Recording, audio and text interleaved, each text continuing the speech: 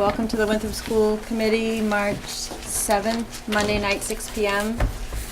This meeting will be recorded and will be televised live.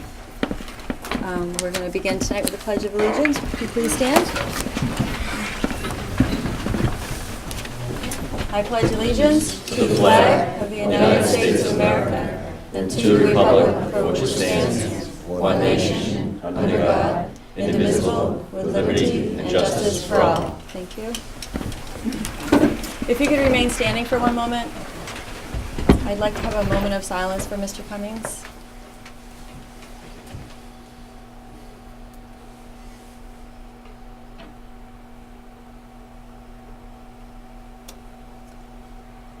Thank you. Mr. Massaro would like to say a couple words. As you all are aware, and today we heard some very, very sad news in the passing of Arthur T. Cummings. Archie, or known as Archie, was a phenomenal person to the Winthrop community and through the years of his dedication to education. I mean, when you talk about someone, and we all in education, we all come into this job because we look at our possibilities of trying to make a difference. Well, Arthur T. Cummings made a difference. He made a difference to the Winthrop children, made a difference to the Winthrop community. Folks who, I read so many emails today coming home from Boston, and so many wonderful things on Facebook about how he was a phenomenal teacher, principal, person. And, they got it right 10 years ago when the School Building Assistance Committee said, we're going to name this the Arthur T. Cummings. And so he will always be remembered in our hearts. And I just enjoyed my conversations over the last 5 years of really talking with Archie and learning so much of the history. And so it's just a very sad day for Winthrop. And we want to wish the Cummings family our thoughts and prayers with them, and know that they will always be in our heart. And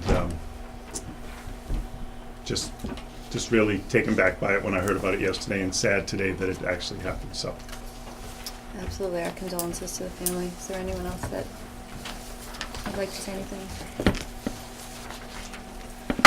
So we're going to start tonight's meeting with the public hearing regarding the 2016-2017 budget. do you need a roll at all? Oh, we should do roll call. Okay, just Sure, Mr. Massaro. Patty's not here to keep me Right. straight. Ron Vecchia, Here. Tino Capobianco, Here. William Holden, Yes. Laura Callis, Here. President Driscoll, Here.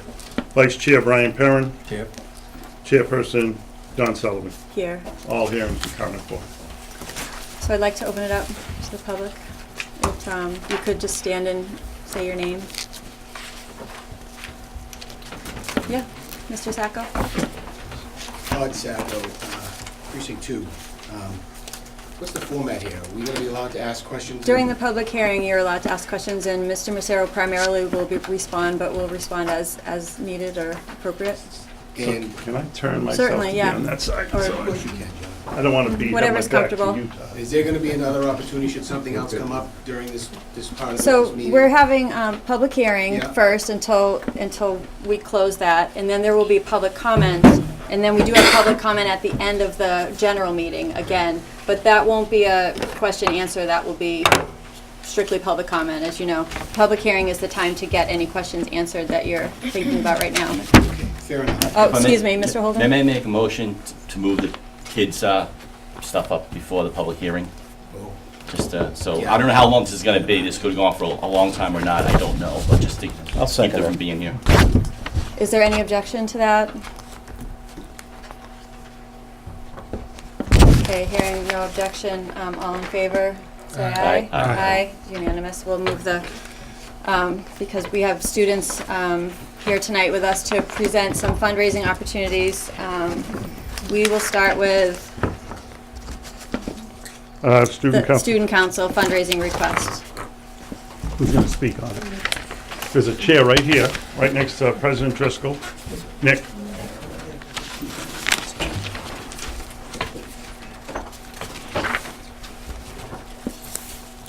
Aye. If you wanted to state your name. Nicholas Bashir. Good evening, my name is Nicholas Bashir, and I am here on behalf of the Winthrop High School Student Council and the 21st Century After School Program to ask your permission to have a color run fundraiser to benefit both organizations at Deer Island. This event will be held on Saturday, May 14th from 9 a.m. to 12 noon. This run will be a 5K, which is 3.1 miles. Our project registration fee will be $20 for students and $30 for adults until April 15th.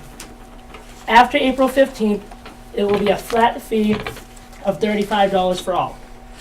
The dye used is biodegradable and will not hurt the participants or the environment. The race course will be set up with 4 color stations. As the participants go by each station, they will be sprayed with color that is made of water and food coloring. Each person will also get a bag of powdered color made up of cornstarch and food coloring. This is used at the end of the race for the final hurrah with all the other racers. Thank you for your consideration. Thank you, Nick. Any questions for Nick? Nope. Thank you. We're gonna vote afterwards. We're gonna listen to all 3 first. Winthrop High School class of 2017 has a fundraising request. Is there someone here to speak to that? That's it. Nope, okay. National Honor Society, Leukemia and Lymphoma Society fundraiser request. Mr. Holden, was there people here? Everybody here to speak on that? Okay. Okay. Okay, I'd like to make a motion to approve the May 14th fundraiser for the color run. Is there a second? Second. Nick, One of the second. students has their hand. Oh, sorry, I didn't see your hand. Let's finish this motion since we got it. So President Driscoll seconds. All in favor of approving the color run for May 14th, say aye. Aye. It's unanimous. Thank you, Mr. Massaro, for keeping track tonight. Okay, can you state your name and why you're here? My name is Amy Holden. I'm a member of the National Honor Society. We were hoping to have two week-long fundraisers for the Leukemia and Lymphoma Society, one of which is like a big banner that goes in the cafeteria, and students can pay for like a Post-it note that covers up the word leukemia, and it's called like covering up leukemia in the name of curing it. The little Post-it notes are sold for $1, and we have a goal of $1,000 this year. I think last year we raised something like $850. And the second one is we are selling candy bars for it, which we're going to sell them for $1, and I think we've already made the shipment. We've talked to the company about getting them, and they will charge us 50 cents for every chocolate bar that we sell. Excellent. All the money will go to the Leukemia and Lymphoma Society. Any questions for Ms. Holden? No, thank you. I'd like to make a motion to approve the the National Honor Society's fundraiser. Second. Second by Mr. Vecchia. All in favor say aye. Aye. Unanimously passes. And then, once again, is there anyone here from the class of 17? Okay, we'll take that up at the end then. All right, Mr. Holden. You guys are done. All right, thank you, and thank you for everyone else for allowing us to do that before the public hearing. Give people a minute to exit the room, get the homework done, and get to bed early.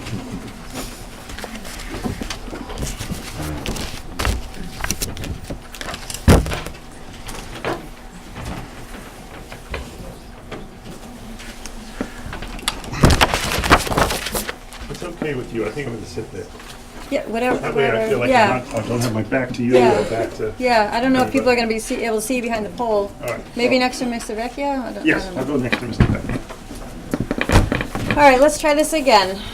We will open the public hearing for the 2016-27 budget, and it is an opportunity for the public to be heard and have questions answered. Mr. Sacco, you can certainly start us off. Thank you. Thank you. So I have a few questions. and I will try not to hog up everybody's time if anyone else has questions. If you don't mind, we'll try to limit to 5 minutes, and then after everyone's gone, we'll Go back again? go back if we have time. Fair Yeah. enough. So, on page 7 of this proposed budget, I'm looking at the Winter Public School Staff Full-Time Equivalent Positions proposal for fiscal 17. And I'm curious, there's a proposal to add 3 custodians to the staff numbers. In light of the fact that we're losing, or there's proposal to lose ESPs, and in light of the fact that when I was on the committee, we went from 4 buildings to 3 buildings and left the same number of custodians in there, I need to understand, you're gonna have the same number of custodians in the new building, and even if you wanna add to the fact that the building's big or new and you made a promise to keep it in good standing to the community, I'll agree that maybe 1 more might be necessary. But given how important the ESPs are at the kindergarten level, to my knowledge, forgive me if I'm mistaken, but my understanding is that's what it is, I need you to help me understand why we're asking for more custodians. So we're asking for more custodians because we also made a commitment not only to the town, but to the Massachusetts School Building Assistance Committee for our reimbursement figures. When we put together our proposal, we had talked about our maintenance program and on paper what we were going to be able to do and make sure that we have enough support in the system. So currently, when we went to 3 schools, we did not remove any custodians. We had 13 custodians. We went to 4, and we had 5 at the high school when we consolidated over. So we had 5 in this building, 4 and 4. Moving to the next building, we have come to the realization that 4 custodians at the Cummings School and at the Fort Banks School work very well. And we wanted to keep those 4 there. So in order to be able to keep those 4 there and not go back to the 3, 3, and 3, where you just had 1 senior custodian all day and not have that other person help, we needed to add 2 other custodians at the high school level, at the high school, middle school level. So what we did at the high school, middle school, if you'll see in the budget, is we have 7 positions over there. We have a senior custodian that is 1 senior for the whole complex. So we didn't do 2 senior custodians, we did 1. And then we had our 2 other custodians that would come over. We had 4, I think there's Freddie, there's a couple of this. So we had 4 there, and we added 2 so that we could have 1 during the day for each side of the building, for the high school and the middle school, along with the senior custodian. And then we wanted to have 2 juniors each in the evening to clean the building. And so that's why we went with the 7 on that. Okay, before I ask my next question, I just want to, just on that note, it's worth noting that while the 4 in the Fort Banks and the Cummings were probably a necessity, given that you have additional grades in each building, come September, those additional grades are leaving those buildings. So I would implore the school committee, as this is your role, and no offense to Mr. Macero, you guys can control that and stop that and save the ESPs, just for the record. My next question is, I didn't see anywhere on here what the positions that are being proposed to be cut. I think there's 7, 9, I don't even know what the number is. Do you know what the total amount is? How many, I'm sorry? 50, okay. So in the ESP. The dollars. In the dollars, it is, the total amount of cuts throughout the whole, all of those positions, including ESPs and all that, is $675,000. Thank you. Okay. So the last question I'll ask at this point. The requested budget is 18. 19, yeah, Let's call it 18.2. 18.2, which is roughly $745,000 over last year's budget. Assuming you get 5, which is my guess based on history, you're still going to be about $245,000 short with these cuts. That's correct. Where is that 250, we'll call it, coming from? It's got to come, we have to go back in and dig deeper again into that budget. And so that's an issue that, I don't have those full answers yet on that, but I do know that you are correct in assuming that it could be maybe 500,000, if we're lucky, 500,000 to be quite frankly. But I feel that I can at least argue even more so that we need the 735, knowing that we've already cut $675,000 worth of positions on that, so. The only thing is, just one comment, I was disappointed that I did not see spelled out in each school's personnel lines the actual salaries, nor did I see the circuit breaker monies or the school choice monies anywhere in there, so I was a little bit disappointed not to see that detail.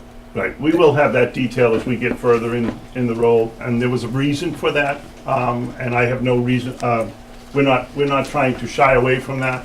What we didn't want to do is list, we don't know who's who that would have to be reduced in those particular positions, and we don't want to list names where there may not be names and stuff like that, so that's why we took the names out this year. And in the past, we didn't have those reductions, so therefore we moved forward on those areas, that's why, just so that you're aware. Thank you. Mr. Perez, would you want to respond to the circuit breaker line and? In terms of why in that terms of detail Mr. isn't in Sacco's there? question? I mean, it is, we've put in about 300,000 towards, from the circuit breaker into the line of the tuition line. So, because we've been able to maintain the tuition line at the same current level of 1,030,000 over the last 3 or 4 years, but we've increased it through circuit breaker line. And so we have done that. You'll see a line in there that says 800, I think it's about 800,000 on that line, or a little more than that for tuitions. But that's offset by an additional 300,000 that comes from circuit breaker. Right, I'd like to see the offset. Sure, I don't blame you. Thank you. Thank you. Is there anyone else that would like to? Ms. Chavez? Hi, Karen Chavez. I guess I want to get started on the utilities. I broke down the utilities for the Gorman and the Cummings and the current high school per square foot. And then I broke it down for the new school per square foot, using the gas and electric that you're using from this school. I guess that's not what I'm understanding, Mr. Massaro. The new school is 917,000 square feet, is that correct? And you're using the same gas, 103,900, electric 92,240, for, as you use for this building, which is only 108,000 square feet. I guess, and when I did it out, money-wise, there's a difference of almost 50 cents per square foot on that. I just don't know how you're going to make that out. Well, and I have asked the architects to give me what they believe would be a pre-number on that, and so Tina's working on getting me that information. And I think you're correct. I think that we're under on that, and so that's another area that I'm going to have to take a look at as we move forward on that. I believe we're probably another 50,000 that has to go into the utilities, because it is 187,000 square feet as opposed to this. Now, they built the school to be energy efficient Right, and all of exactly. that, but you can't trust the energy efficiencies in those areas. So I would say to you right now that that's probably under budget, and that will need to be fixed. IT support, I'm still in a dither about that. How many new servers do you need? New servers? Yeah, Whoops.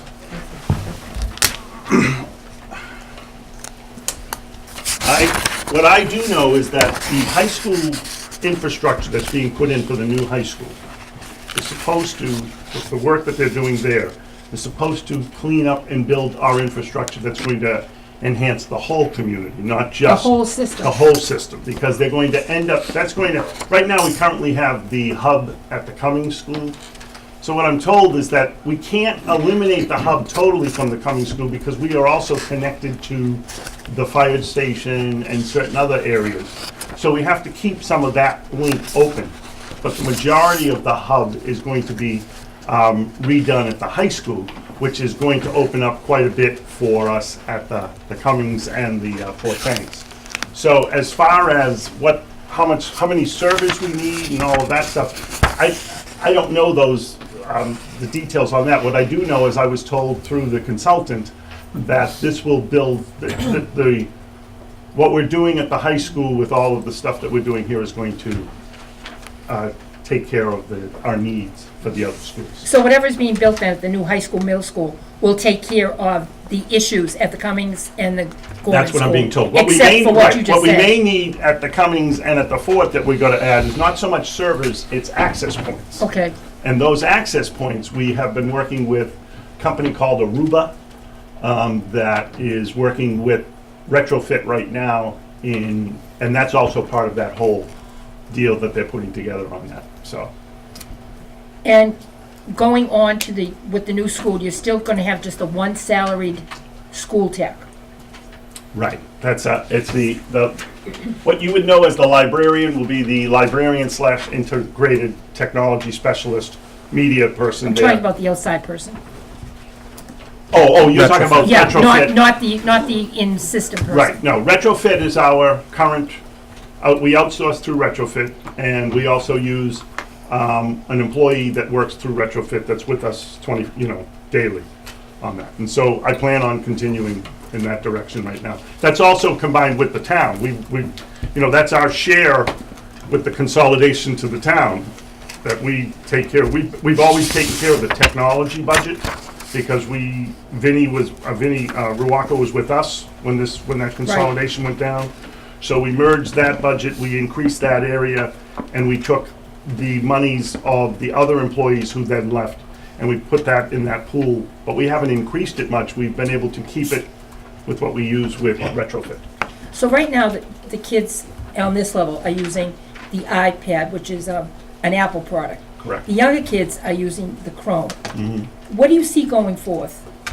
Well, my vision going forth is that 6th, 7th, and 8th grade, and the hope is that through the project as we've been working, because we've talked about trying to make the middle school, high school all one-to-one initiative.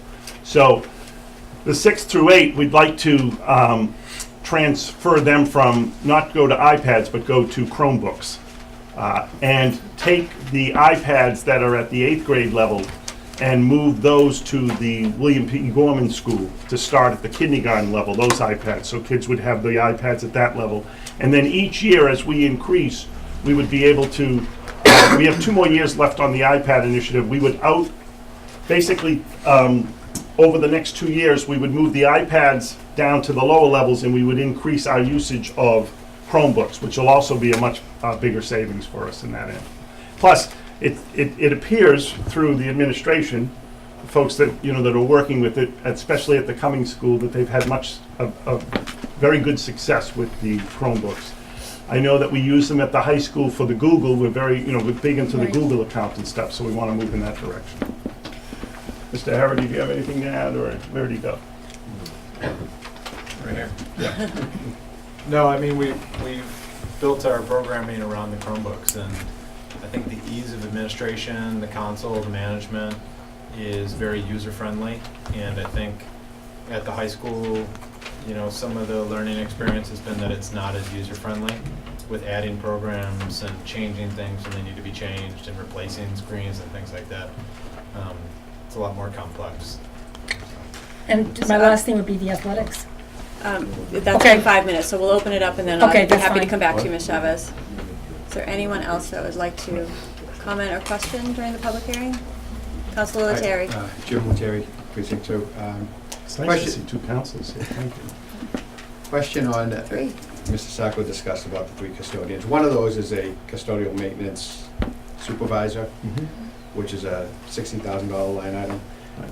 which, again, to your promise to the community when we built the high school to maintain all the schools in the system, which is going to be a great thing. However, now that we're going to be maintaining all the schools on a regular basis, there's going to be an increased cost to that. And I didn't see the maintenance line items go up at all, the expense line, which is going to be an increased expense. Anything on that? Well, the goal is that we still kept in, as you know, our extraordinary expense, which we have in there. We've reduced that slowly, but we still have 50,000 in there.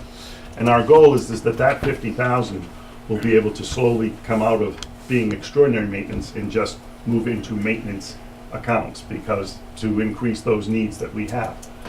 Right now, we've had to use the extraordinary maintenance for, quite frankly, multiple repairs that we had to do with the Cummings and the Fort Banks, because we didn't have the foresight in the past to make sure that we had programs that we put in now to allow our schools to have pre-maintenance, pre-checks, all of these things computerized, and handle the equipment that we have.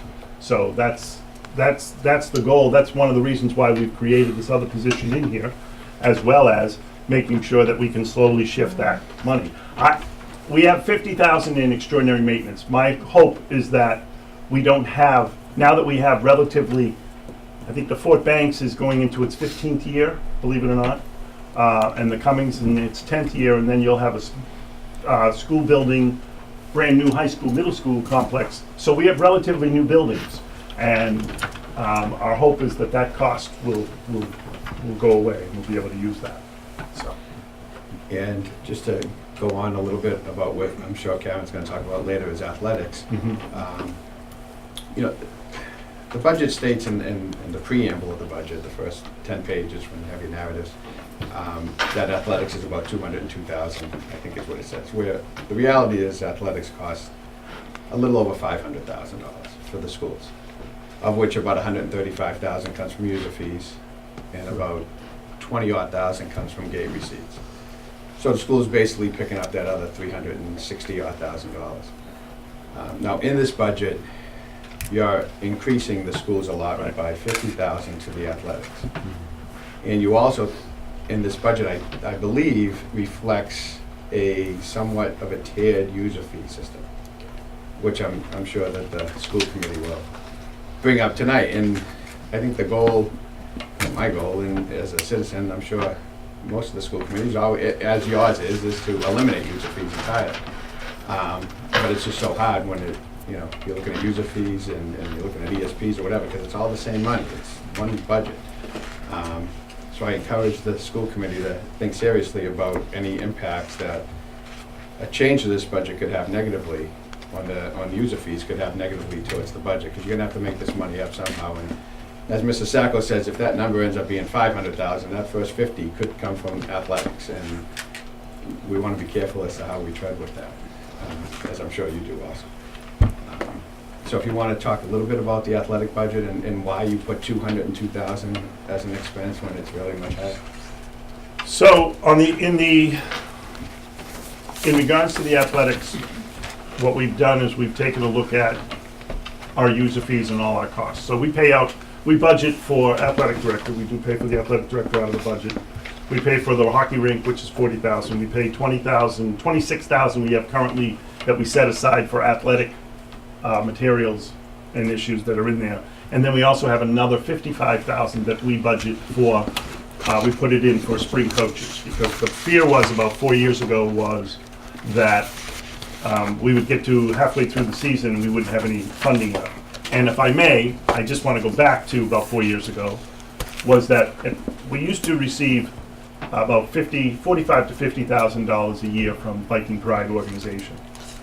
And then Viking Pride got a little frustrated, feel like that they were just becoming a line item and that we weren't really doing anything to improve the funding for athletics.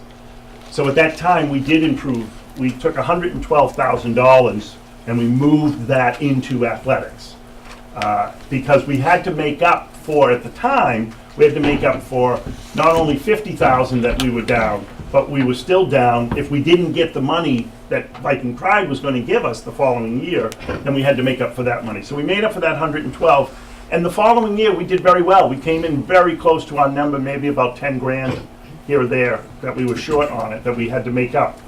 But as the couple of years have gone on, the user fee monies have stayed the same, but all of the expenses have risen. Coaches' expenses, the fees for the teams regarding referees, and all those types of fees have increased, and they've continued to increase. So this year, in reviewing it again, I looked at the budget, and I did look at a tier system, and then I looked at two systems. I looked at, well, what is it going to cost us if we keep it at 225, if we keep the user fees the same, and what is it going to cost us if we did a tiered system with, how do we break even? How do we make sure at the end that I project that at the end I'm not going to need any more money to go into athletics? And so when I did both systems and I presented it at the athletic subcommittee meeting, if you stay at 225 and you don't increase at all your monies that are currently in the budget, you were going to be about $70,000 short.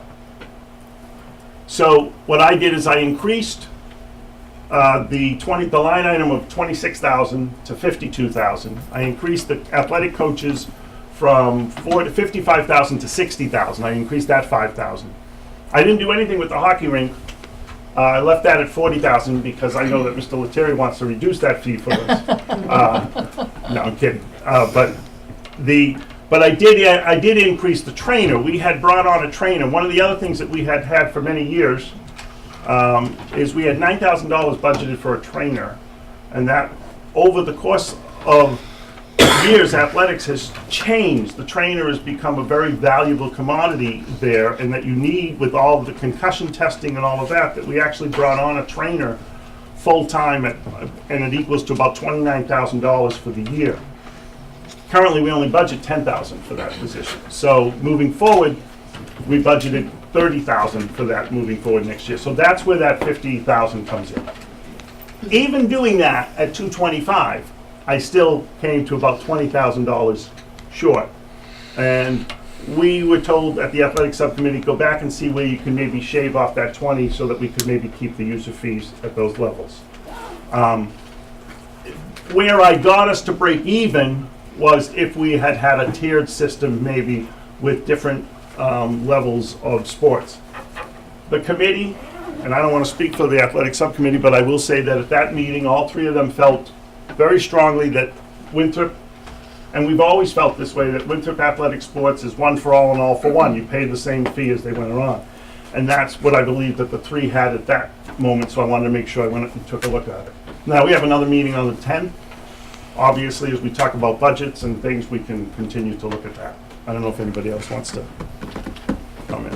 Mr. No, Holden? you pretty much hit it on the head with your statements. Yep. And, I mean, it wasn't the three of us deciding one for all. It was talking to students. Right. Students don't feel like I should be paying less and they should be paying more. They all feel like we all play sports, it's all one school, we all support each other, and we all should pay the same. And that came really from the students. Even though I know the taxpayers are paying the boat. Our goal is to, lower them and not eliminate them, but I think we're going to push strongly to look at least maintaining what we have. But don't forget, we are around the $500,000 budget, but going back 5-6 years ago, it was probably $340,000 because we probably had a part-time volunteer athletic director. We had a trainer as a consultant that would just show up during a game and leave. And our point with sports was one, to expand, which we have, and then the quality, which was the full-time athletic director, who's also an administrator within the building, who's used for other functions, and then a full-time trainer that's used during the day when the kid gets wrapped up in the afternoon. The next day they can see the trainer and say, this is what happened, I went to the doctor, checked the medical clearance. So I mean, it was money well spent, and it was definitely necessary for Winthrop Athletics and for the Winthrop students and the whole community. And the argument that I have with myself all the time over the athletics is that the athletics is part of a high school, experience. And we also, just so that you realize too, is that we don't deny kids to play because they can't afford it. We've been very fortunate through various people who've given us donations. We've had the Tiselli Scholarship last year, gave us $5,000 towards students that couldn't afford it. And so we really work towards that, but we make up that money as well, so that we try to do that. And quite frankly, when you look at a big picture of all of these things, yeah, you can break down athletics and say, geez, it cost us $500,000, and really, what are we're taking $150,000 through gate tickets and the kids. That it's like, well, why can't you just make that up? Why can't we do that so that they don't have to do it? And the reality is, we can't, because otherwise, if we do that, we have to take other things away. So we've tried to stretch it out as best we can as we move along on it. But it is an experience that I've never been a fan of having a fee for any students on that, because that's, this goes on their resume, this goes on their college application. This is an opportunity for them to get accepted into college.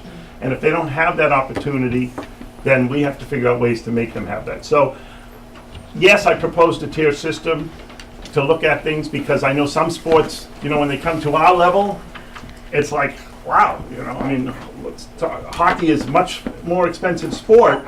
And then they get to our level and it's not as expensive, but other sports are. And so it's a tough, it's really a tough one to negotiate. Sorry, Mr. Holden. And just with Viking Pride, they've helped stabilize the quality and experience of our students. I mean, And they still the help. buses, they still help out with uniforms, Uniforms, the right. mentoring program. So we are getting an awful lot from Viking Pride that maintain the quality of our sports I and think- maintain the cost being down. Right, I think what Viking Pride wanted to do is not be a line item, they wanted to be able to feel that they were giving monies towards something that was very useful. And I always used to argue back and say, well, believe it or not, we are matching you. We are matching you because we're paying all those things on it. I think that, so every year I come in the red on athletics, and I don't want to come into the red on athletics. I want to make sure that we have the projection that we have correct, and that we move forward, and that we know that we're doing. Because our goal was to be able to go in the black so that we could reduce the fees in the future years. But everything else has gone up except for the fee, and that's why we haven't been able to match it off. Okay, thank you. Is there anyone else tonight? Yes. Elisa Turner, my kindergarten teacher at the Fort Banks. And I just would like to, I guess, urge everybody to really think about those paraprofessional positions that are on the line. As an educator with 20 years experience with early childhood, they truly are our most vulnerable students. They're the most emotionally dependent, physically dependent, and I think it's going to be putting them at risk. Their safety, their academic stability, their emotional well-being, they need the attention. They need the attention of 5 adults. And I mean, if we could have more adults in a classroom, I think there are needs that they have that would be met. And it's just a scary thought to think that somebody's needs are not going to be met. That's heartbreaking. So please think long and hard. Thank you, Mrs. Turner. Kristen Reynolds, Precinct 5, third grade teacher, as well as the Vice President of the Winthrop Teachers Association. I'm speaking on just about the proposed personnel cuts and how they would affect the students in my class, in particular, a third grade class. Currently, I have a student that's physically disabled, and as well as academically below grade level. He has an aide with him that works one-on-one. She helps bring him around the room, to the bathroom, to the cafeteria. She also reads to him and writes for him and makes it possible for him to be able to participate fully in the third grade class and get all the same exposure that my other students are getting to the third grade material with support. Also able to participate in recess and gym and art with her support. I also have some students in the class that have some behavioral needs. I have another ESP that works with me to help keep their emotional stability so that I can still reach the rest of the class. Currently I have 21 students in my class, and with the help of these 2 ESPs, I'm able to teach all of them and not be distracted from having having the whole class lose part of their teaching time for me to have to work with some of these emotional or physical limitations that some of the kids have. In addition, if we're going forward and thinking about having reduced number of classes, that will mean increased class size, going from having 21 this year with 1 less third grade teacher. We're looking more like 26 or 27 in a third grade class, and that's a lot of kids. So those things concern me. Also, in terms of therapists, we're concerned about losing speech and occupational therapists. you know, our students depend on their support to help them with their academics, to try to bring them up to grade level in their, within their different needs. I just have real concern, and the kindergarten ESPs, as Ms. Turner alluded to, as a vital part of our staff at the Gorman-Port Banks. You know, to have 25 students, kindergarten students in a class with one teacher all day, with all that a 5-year-old demands. You know, I know having one 5-year-old at home at a time was hard for me back then. To have 21 with one teacher, I think is, you know, it's asking a lot. And it's taking away a lot from what our students need and the education that they'll have, the support that the ESPs provide for RTI, both in reading and in math. It's really important. So I just Thank you, Ms. Reynolds. consider that. Ms. Murphy? I'll springboard off my colleagues, Mary Gill Murphy, kindergarten teacher. In this day and age where the curriculum has gotten heavier and heavier and assessment is heavier and heavier at the kindergarten level, we just can't sit down and do a whole group assessment. We need to have our co-teachers with us so that they can either help us assess or manage the classrooms that we can assess one-on-one. And we need to keep these co-teachers, our ESPs, our paraprofessionals in our classrooms so that we can get done what needs to be done so these children can achieve what's meant to be achieved, given the fact that the curriculum is so high nowadays. The expectation on these little ones is huge. And I, for one, will not be able to do all that I do in my classroom if it weren't for my ESP. So I hope you will consider the needs of the children first and foremost and what they need to learn. Thank you, Ms. Murphy. Is there anyone else who has not yet spoken?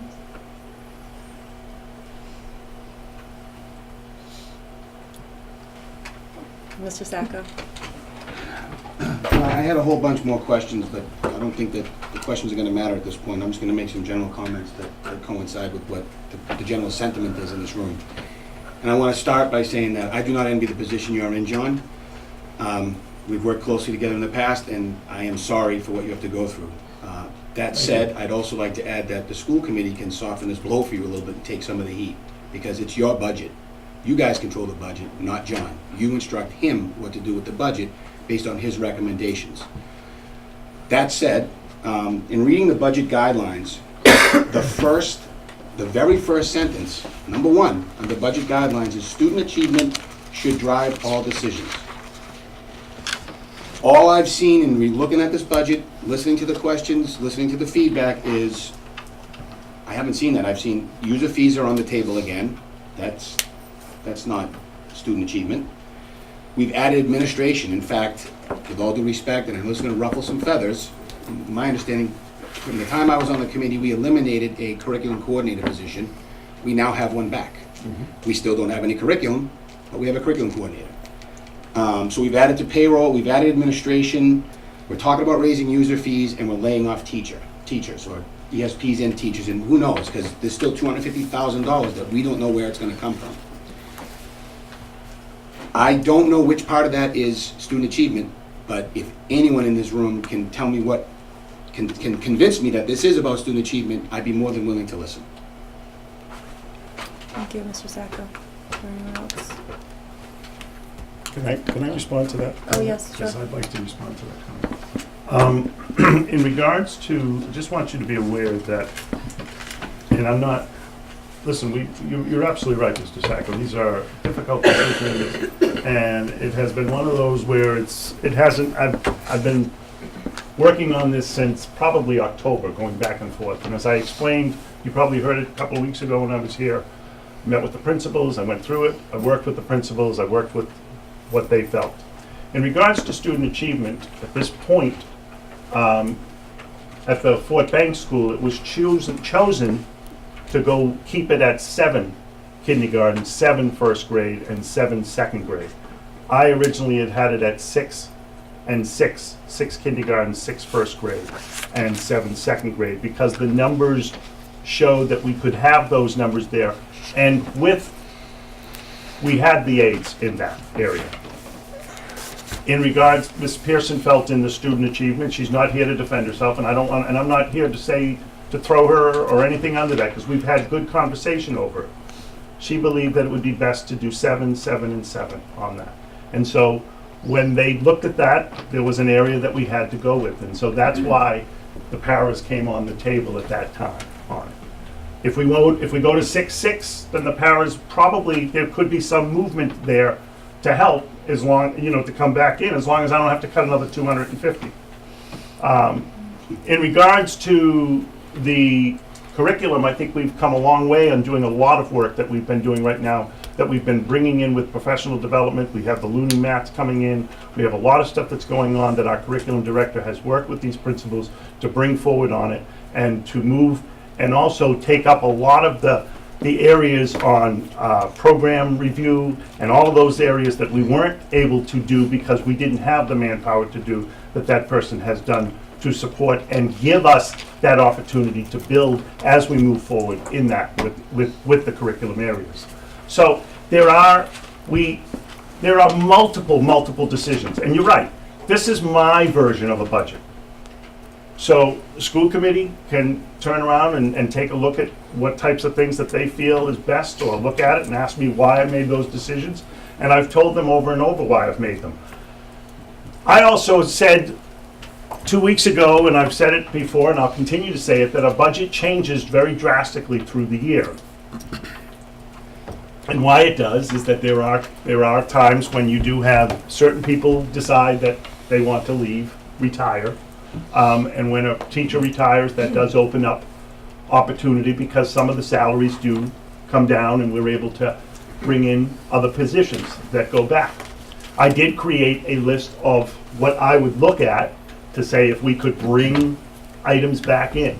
I know that Ms. Pearson has said to me, if we get retirements here, can we bring back some more? Can we bring back some kindergarten aides so that at least we have some kindergarten aides to help with all the classrooms? Last year, the other part that you have to understand in that particular area is that we've lost funding on grants. We received grant funding for years on that in the kindergarten grants. That reduced, it went down last year. We don't know where it's sitting this year at all. But we used that money to also compensate kindergarten teachers. That money comes in to take money out for the kindergarten teachers, as you see when you look at those budgets on that. So as we continue to go, and the same thing in the special ed department, if we have, what I don't want people to think is that, oh, we're just going to let go of paras, and so kids aren't going to get those services that they need. If a student is required to have those services, they're going to get those services. That comes through the IEP meetings. Those are what happens. If a one-to-one is assigned, then a student needs to be there. There are certain laws that tell us how many ESPs need to be in a particular classroom.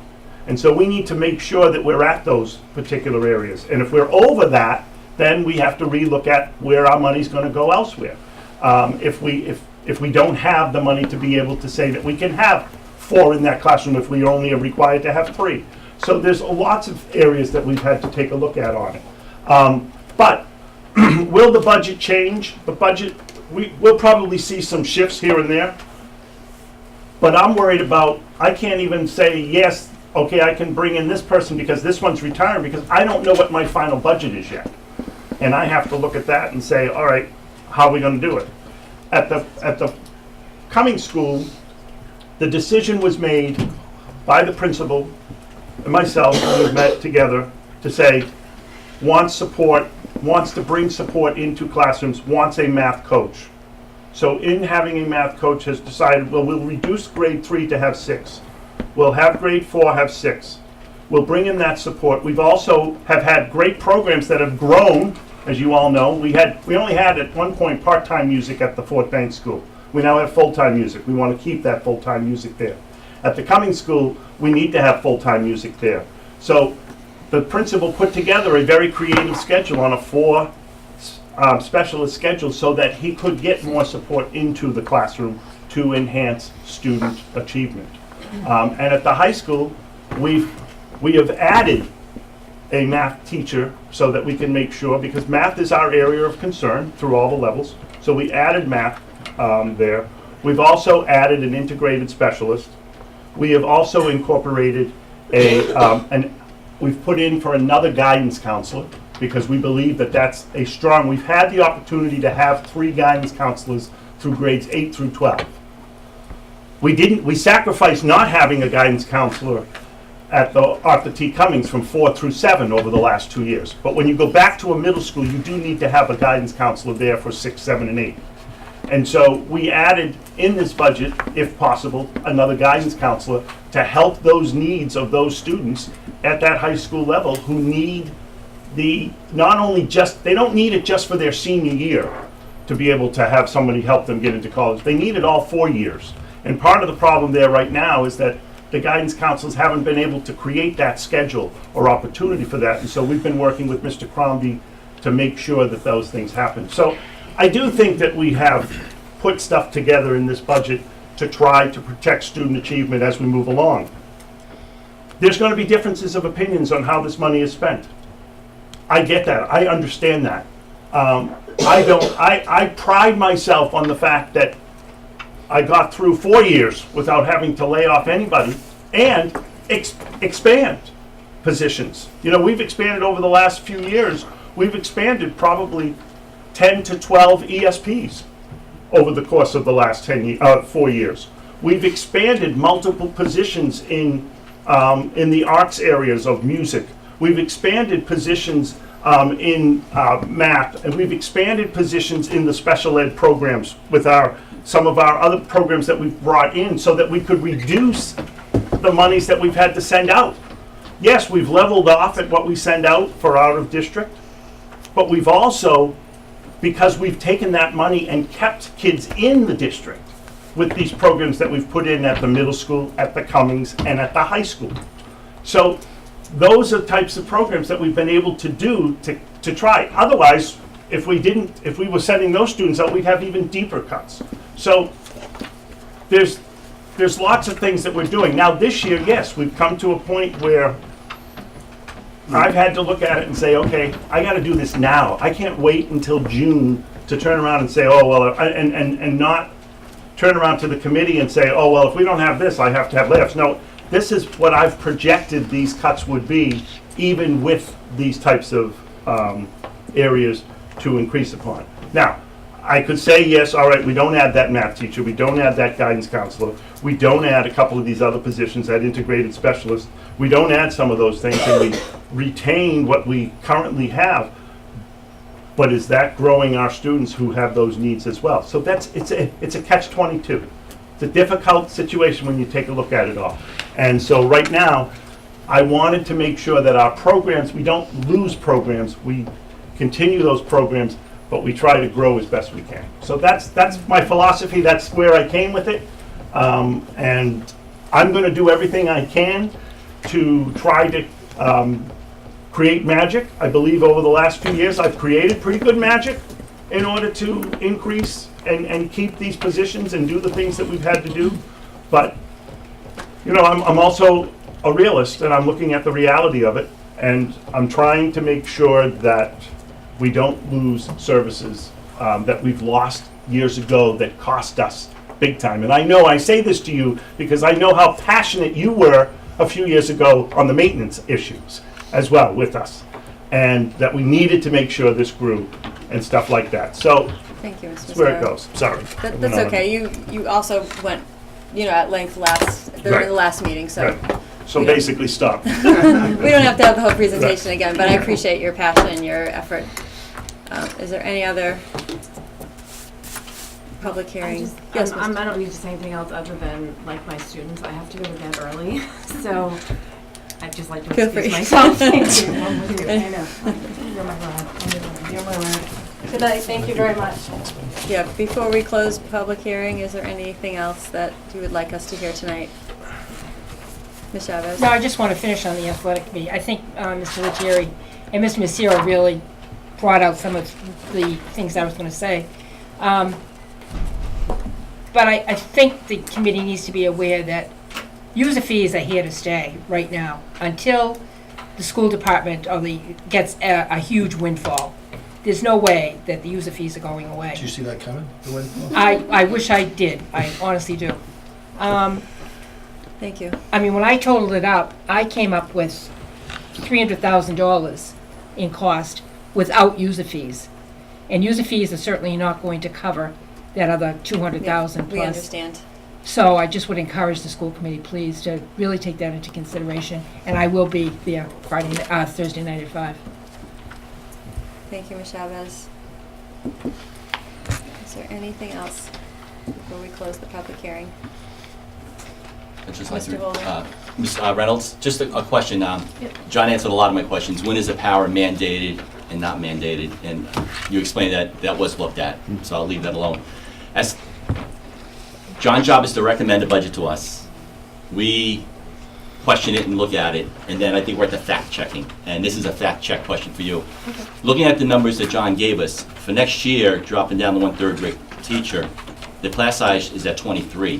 When you said 27, it kind of caught my eye, because 25 has always been my line, my line in the I sand. think it, So I'm looking at 23 for I next think right now year. it would be around 25, but we always have students that join us in 3rd grade in September. So, We also but have right people- now, the numbers are about 25. So, and usually every year, between August 1st and September 1st, we usually get 1 or 2 per class. All right, I'm just going by what was presented to Yeah, us. I have it looks lower. like I next have year, 23. we're at right now, 3 23. to 5, but And we realize there's always additions and minuses. You know, kids do leave. Plus whatever additions we get will be spread out amongst 6 teachers instead of 7, or 7 teachers, so, I didn't get my numbers from Mrs. Sacco. okay. But I spoke to, just from speaking to the 2nd grade teachers, they're saying that they're currently at 21 and 22. So, and that's if at you 7, divide they that have 7, I'm sorry, but they have 7, That's that's 7 with sections. yeah, Yes. so when Currently you at divide 21. that Right. 7th class by Right. 6 teachers, it's about 4 more students in each class, which brings you up to 25 right there. We but I don't based have our, we based our, Yeah. when we based our numbers, we based them on October 1st numbers, as well as, I was looking at the 138, Right. dividing it by 7. right, so we've looked at multiple six. sources. and we'll Divided take by a look. 6. Right, right, so, Okay. That's the fact checking that we're doing Right. here. Thank you. Okay. Thank you. I will close public hearing. I appreciate you all for coming and commenting. We really do appreciate it, and we do listen. Yes. didn't know if you could, do you want to take a couple minutes Do you want to take recess? Yeah, Yep. just- Okay, so, public hearing is closed. We'll take a 5-minute recess before the general meeting. Our, The other reps combined. Winthrop School Committee meeting for Monday, March 7th. This is the general meeting. And Mr. Massaro, would you please call the roll? Yes. Ron Vecchia, Here. Tino Capabianca, Here. William Holden, Yes. Laura Callis, Here. President Robert Driscoll, Yes. Vice Chair Brian Perrin, Yes. Chairperson Don Sullivan. I am here. They're all here for you, Madam Chair. Thank you. I would tonight like to recognize Mr. Brian Curley, who will be our new principal of the Winthrop Middle School.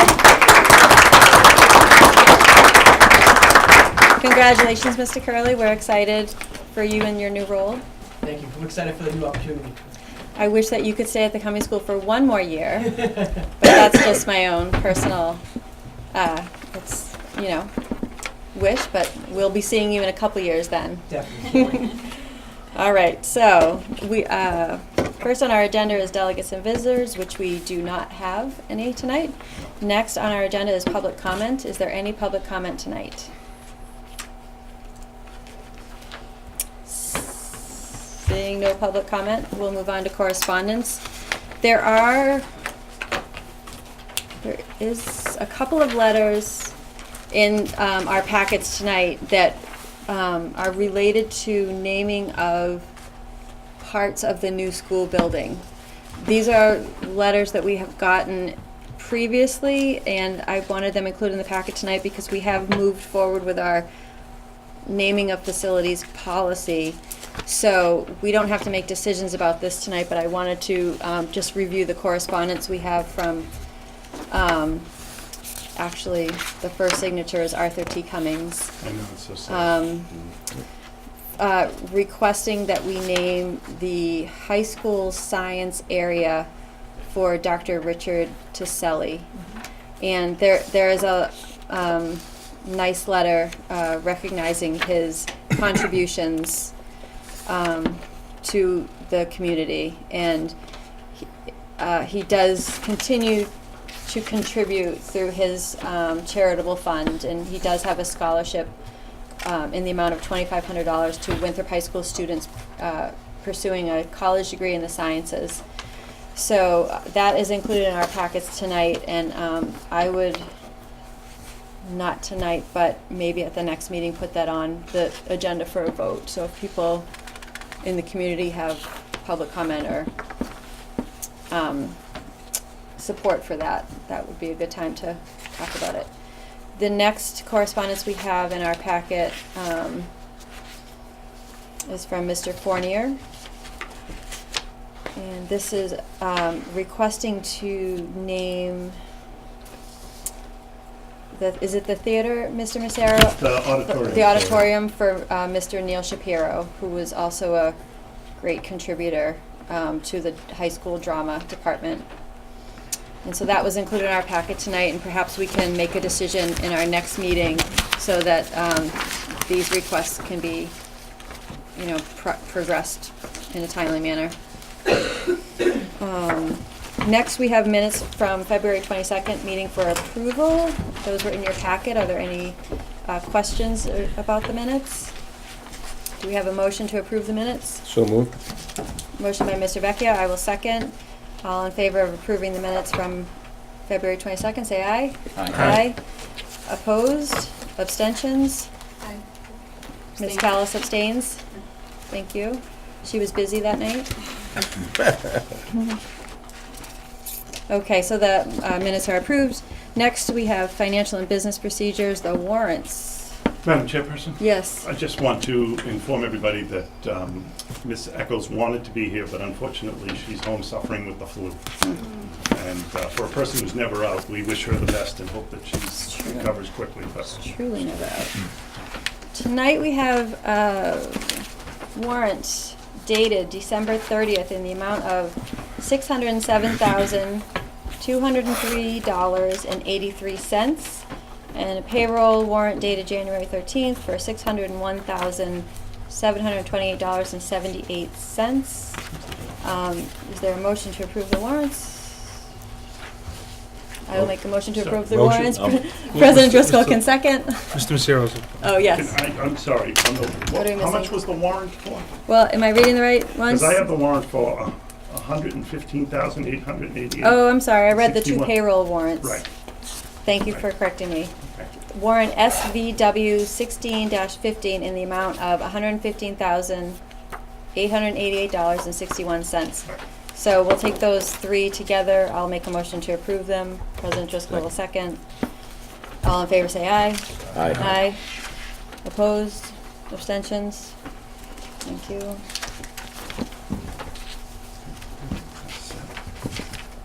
I'll sign them after. We'll keep moving. All right, those are the warrants. Okay, up next on the agenda for school committee discussion is the fiscal 17 budget. This certainly will be a difficult budget season. Our plan is to vote on the budget at our next school committee meeting. We do not plan to vote tonight.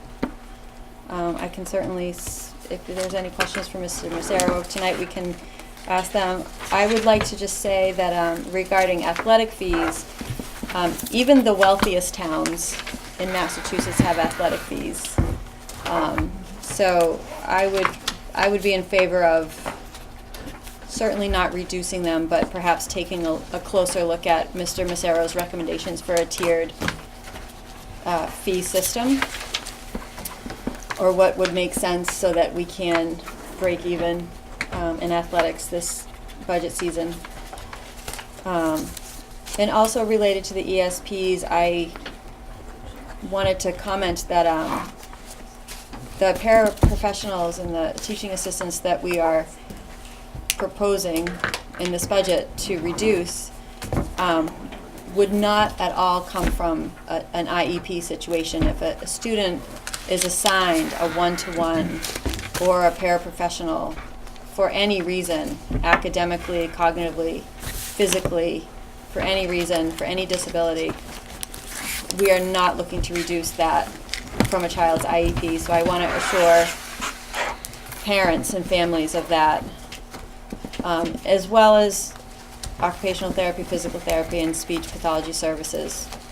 Any services that are required on an IEP, we would not be looking to reduce for budget purposes. So I just wanted to clarify anything that might be questioned related to that. So I have no questions for Mr. Massaro. Is there any further discussion or questions about the budget tonight? Yes, Mr. Perrin. After hearing from the kindergarten school, I talked to Mr. Massaro earlier in the week about my concern, even before I had heard that. And I just wanted to go on the record as saying I really think we need to look at the budget a little deeper to see about retaining those. I have seen these paraprofessionals in the classroom. They do wonders with the students. I think it gives an opportunity for teachers to continue on, and those that need the extra help have that extra help. And I think at that age level, you know, even tying shoes, they have a lot of special issues that older children don't have. And I just think without those paraprofessionals in the classroom, you know, the kindergarten loses. So I just want to go on the record as saying that I really would like to take another look through the budget to see if there's anything we can do to retain those paraprofessionals, those ESPs. Mr. Massaro? So there is, I mean, the other option that I have to take a look at, and I'll touch base again, is the option of reducing the kindergarten from 7 sections to 6 sections. That may, and the first grade from 7 sections to 6 sections, we may be able to then put that back there. Or maybe we can make a compromise in some areas. So we'll certainly take a look. I'll talk to Mrs. Pearson. I know that one of the things that she looked at was, when she looked at the numbers, she felt that 7 sections of students at 20 was, for kindergarten, or 18 to 20 was much more manageable than having 6 sections of 24 or that type of thing. But if you have another body, so it's one of those things you got to take a look at. So. Yeah, I'd like to follow up on that. Okay. Go ahead. Just to hear her thinking Yes. around it would Yep. be really helpful on why she thinks that. I'll make sure she's here at the next meeting on that as well. But that was her thought process, was that she felt it was, she wanted to have less students in a classroom, so more sections, if that meant having more teachers, then she felt that would be most impact to the student.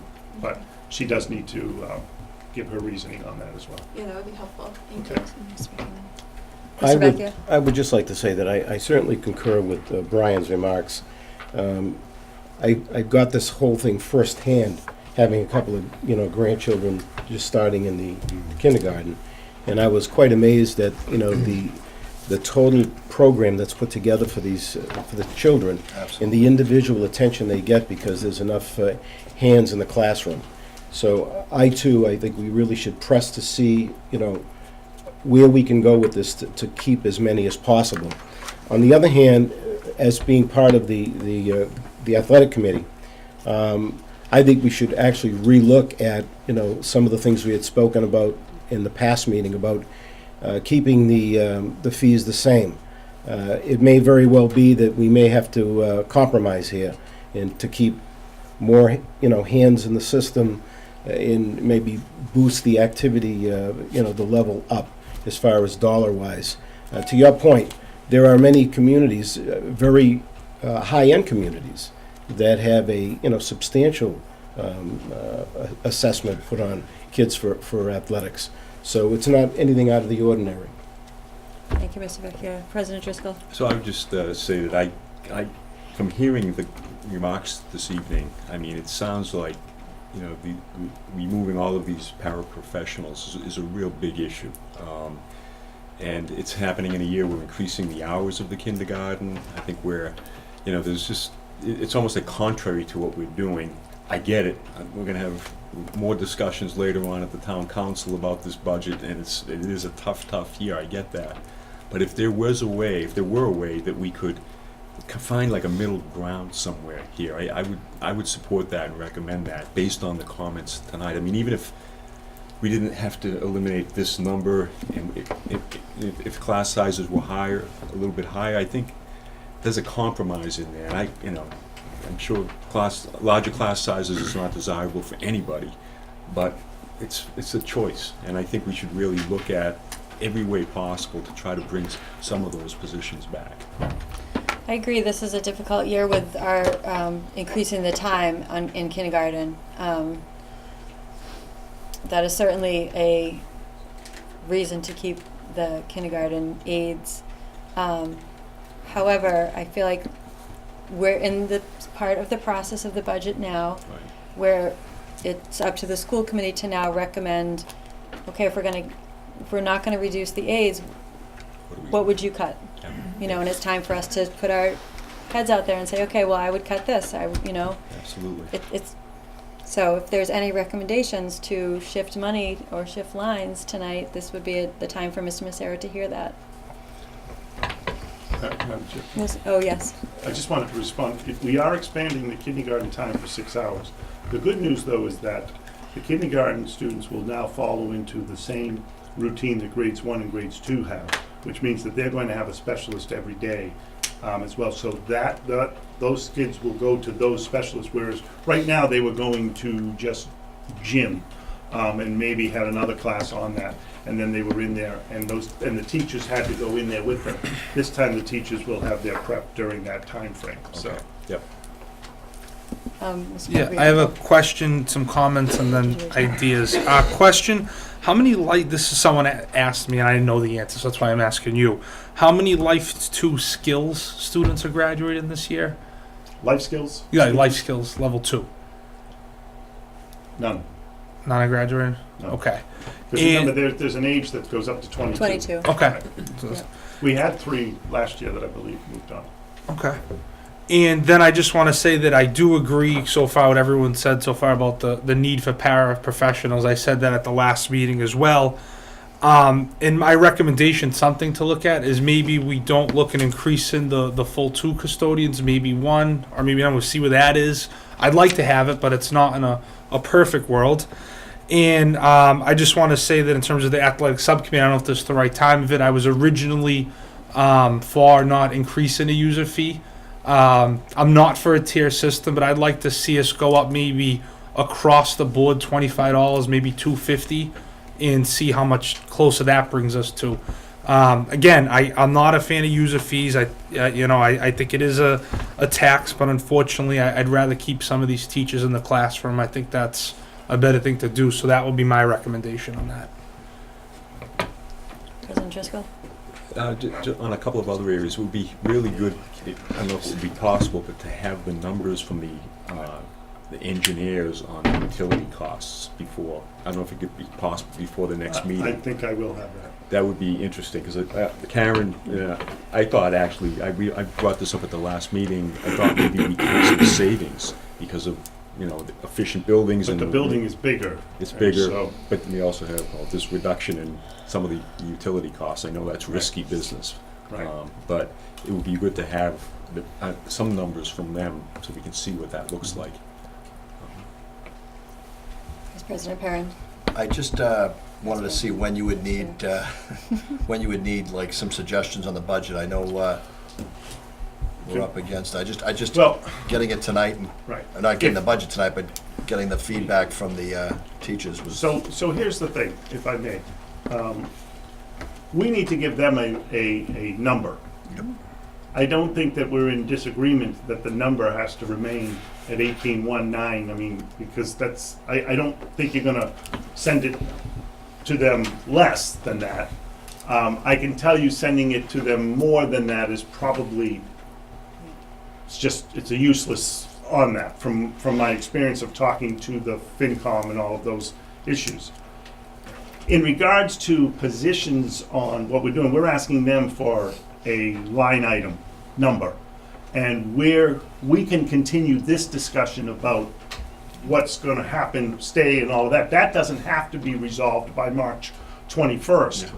That needs to be resolved by certain contractual times, which in our situation is June 1st. So we have some time to continue to talk about those types of areas. But I think that it's important that our budget move forward so that we can see what the actual budget is and then also really fight for what it is. As opposed to in the past where we'd say, okay, well, yeah, we're not gonna get into that part until after we're told what the amount is. We're getting into it now because I need the town to understand that even though we're requesting 700,000, we're still have severe, we still have a major amount of money that's being cut from ourselves. We've done that ourselves too. So we're being, fiscally responsible as well to make sure that these items, this is why we're looking for this amount. And to pigtail on what you're saying, we're going to get a bottom line number, and then, we're going to decide. Right. So Then it's you folks that decide how Right. that goes. The town council does not decide how your money goes. Nobody else decides. The FinCom, they don't decide. They listen to it all and they make recommendations, but it's your budget that you decide. You approve my recommendation or you make the changes in it. Can you show me exactly what it'll cost to retain in our budget the paraprofessionals? So if you take all 15, but the seven kindergarten paraprofessionals is about $175. It's about $25,000 per paraprofessional. Give or take, some are less than that, some might be a little more, but that's the average price on it. And then remember that also on top of that is we supply all the benefits too. And the additional benefits on that but that comes out of a different cost, which is the benefits, but the benefits is a $20,000 packet. So you're looking at 45,000 there and abouts for each? The town looks at the 20,000, we look at the 25,000 from the operating budget. Mr. Holden. You gave me a number earlier of 675,000. Right, because what I did is I looked at, that's including all of those positions, the 15 ESPs plus the speech positions, the OT positions, some couple of other areas that I had. When I went through them all, I looked at that, and that averaged about 675,000. Yes, Mr. Capriano. I think this is directed to Mr. Perez. So right now, what you're saying to me is we're about 175 grand off from retaining all these paraprofessionals. And Not all of them, just the kindergarten. Just the kindergarten. Right. What would the cost be for all of them? Well, then you would add another 200,000, so about 375,000. Okay. And that's just out of the school budget. That's That out of is the school not budget. including the additional portion that is out of the town's budget for benefits. For the benefits. Okay. I do have a question. We talk a lot about the athletic fees, but the activities fee is $100, and that covers, it's a one-time fee that covers any activity, so a child might do intramurals and drama and something else, I don't know. Right. And they would only pay $100 for the year.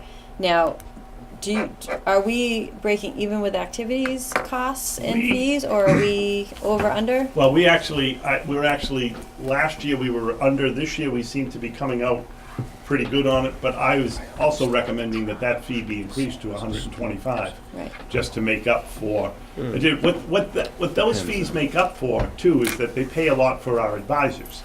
Right. In certain areas, and in some areas, they don't, because you're flipping that fee over through multiple, $100 is paying multiple activities. It's not like it's just going towards one sport.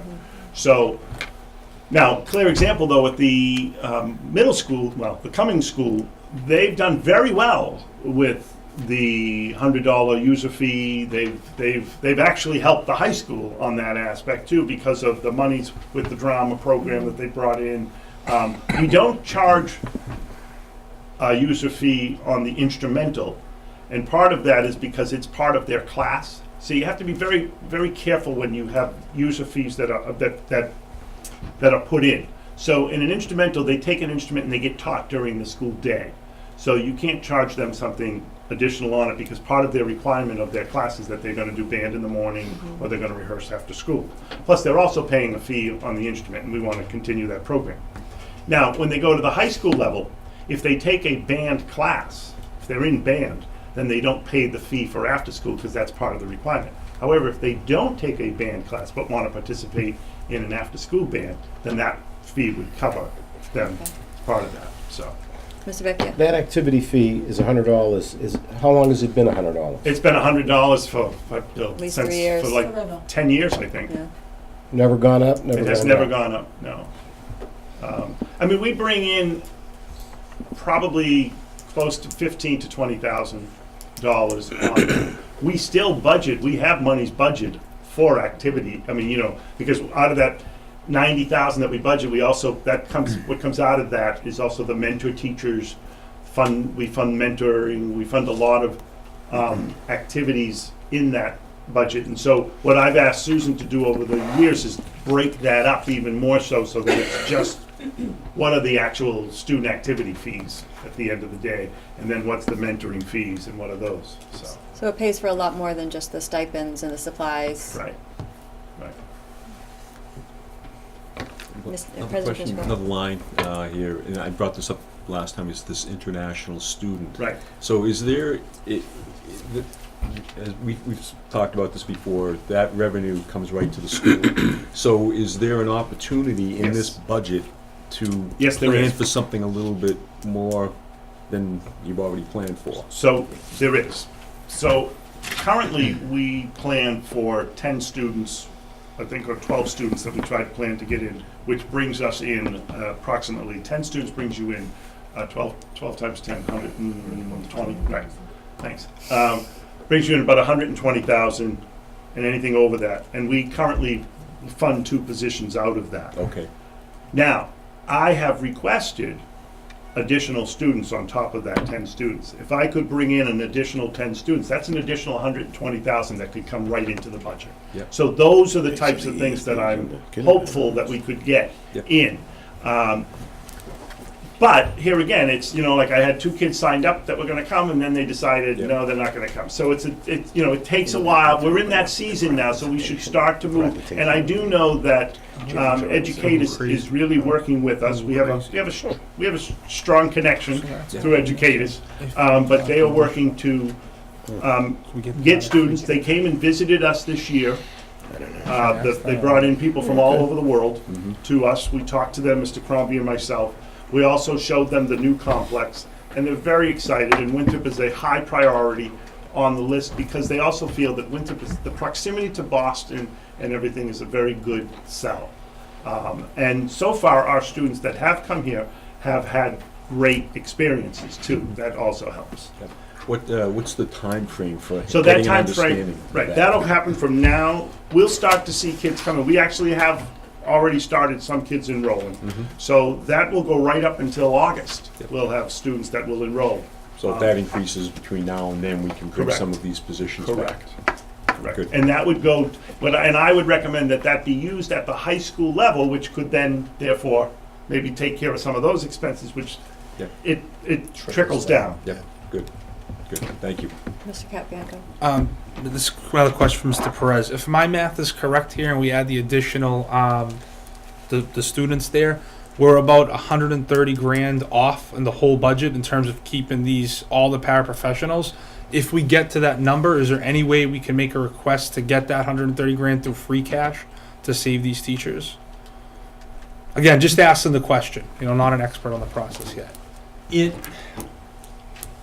theoretically is possible to do. However, funding reoccurring expenses from one-time revenues is generally not a good idea, and specifically something that the rating agencies really don't like.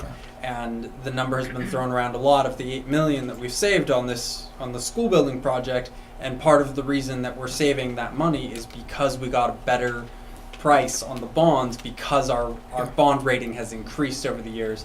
So I really wouldn't want to touch free cash for an operating expense like salaries, and I especially wouldn't want to take $130,000 out of free cash, because that's going to have a considerable impact on the percentage of our total budget that we have in reserves, which is something the rating agencies look at. Okay. And again, I didn't mean to put you in the hot seat. I just No, want put to him on the hot fully understand the process, especially when it comes to student achievement at such a young age, and people's livelihood. at It's a the same totally time. reasonable question.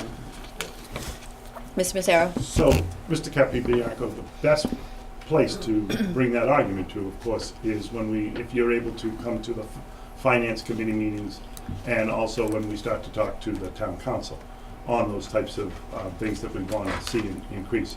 One thing I want to just make a comment of, because I don't want people thinking that there's $8 million Yeah, that was please just explain saved, that. and Oh, so yeah, there's no, I $8 know, million yeah. in this budget. That money is not there.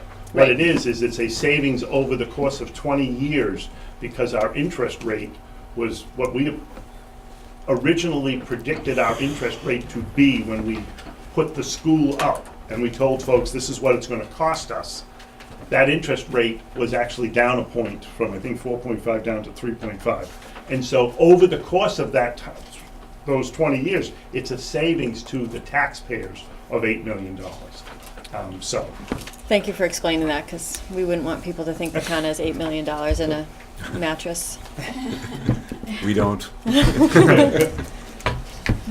And on the international students, how do we break it up by grade? Is there a certain number that you cap at? We can cap it by grade. We can turn around and say, all right, we'll only accept 5 ninth graders, or 7 seniors, or Right. 3, So we on do it that. along the lines of what the school choice has been. Right. Because my concern would be if we load up a junior class or a senior class, we increase the class sizes, and we kind of do ourselves harm, even though we're bringing in more money, we're not Right. doing our service to our students. Right. Anything else? For now. All right, thank you. Thank you. I will, what I will do for the meeting on the 21st is I'll bring in some options on the breakdowns that you've asked for in regards to what it would look like if we have 6 and versus, and you keep this, so maybe we can, like tonight you noticed on a couple of things, I gave you option A, option B. Yeah. Maybe I'll be able to bring in some options and do that, because, I gotta keep myself busy in that Yeah. jury room, so.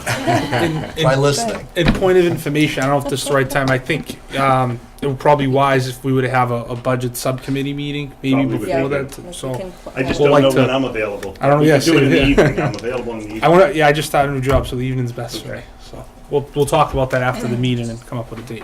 Mr. Holden? What'd you say to bring back the ESPs? How much funding would you need? 125? If it's all the ESPs that I had put on the budget, it would be about 375,000. Because I see in the budget, it's a reduction of 310,000 by eliminating the ESPs from the Cummings and the Fort Banks. There's 136 from Cummings and 182 from Fort Banks. So I'm we trying to also figure- eliminated some from the high school. Okay, I just in the looked. middle I didn't school. look at the high school. I just Yeah. looked at those two So schools. we've eliminated 2 which- positions per, we eliminated 2 per building, so that would be 8, and then 7 that you have at the Fort Banks on.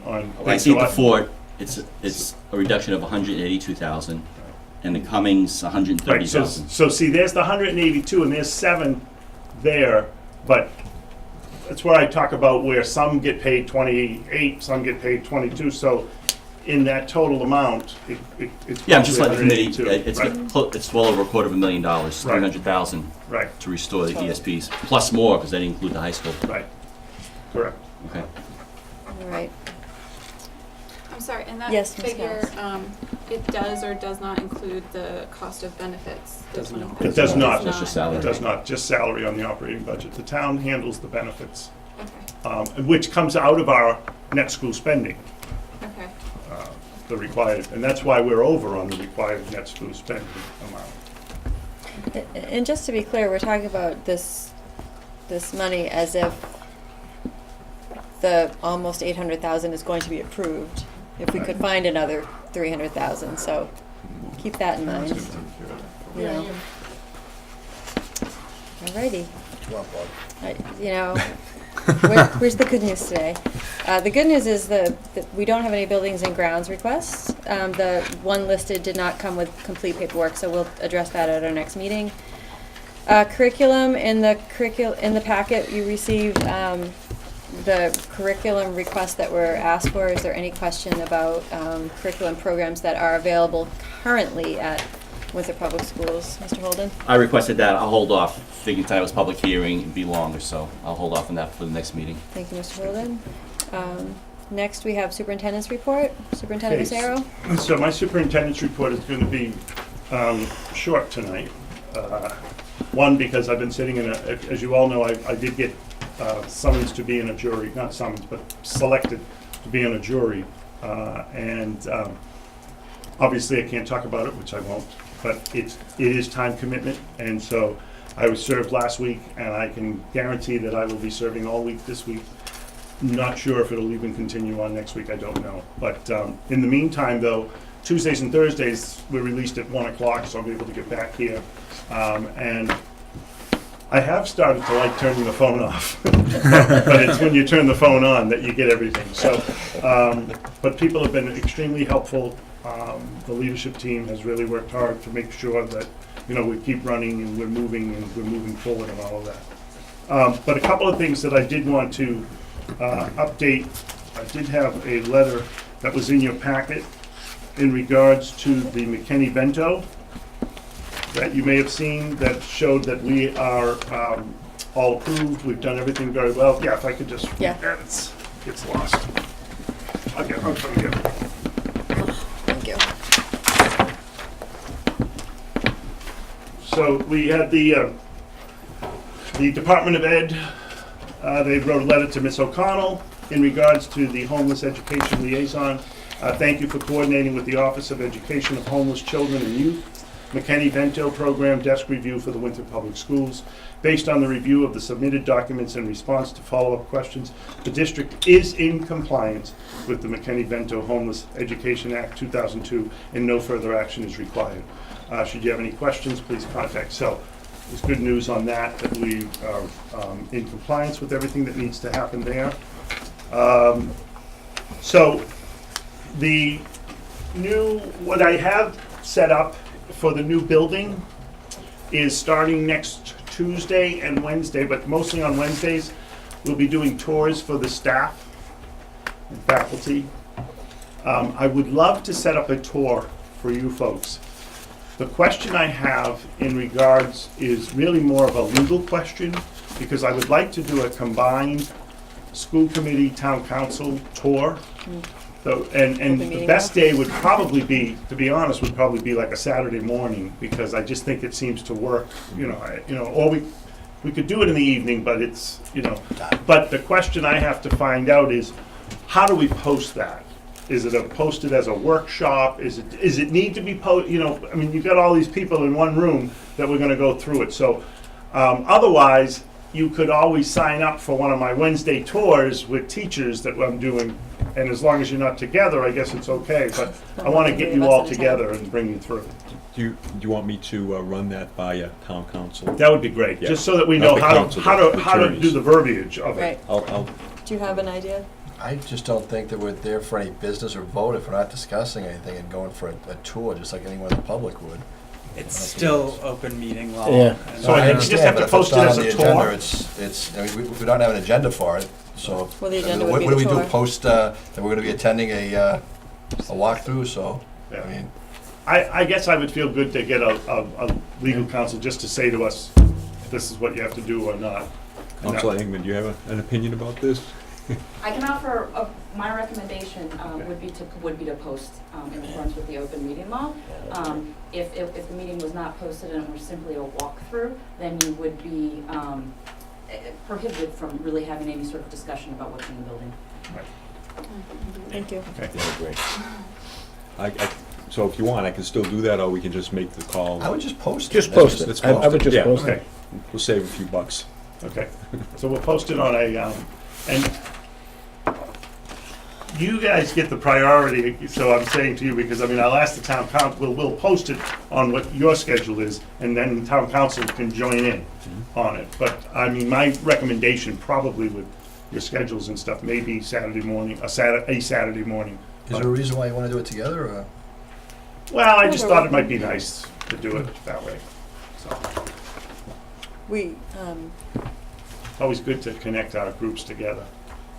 are we ready to look at dates for ribbon cutting and all that, or? We're getting close. I know that we will start Gilbane will be done with the majority of everything, should be by June 30th, and then all the furniture starts coming in July 1st, and so on.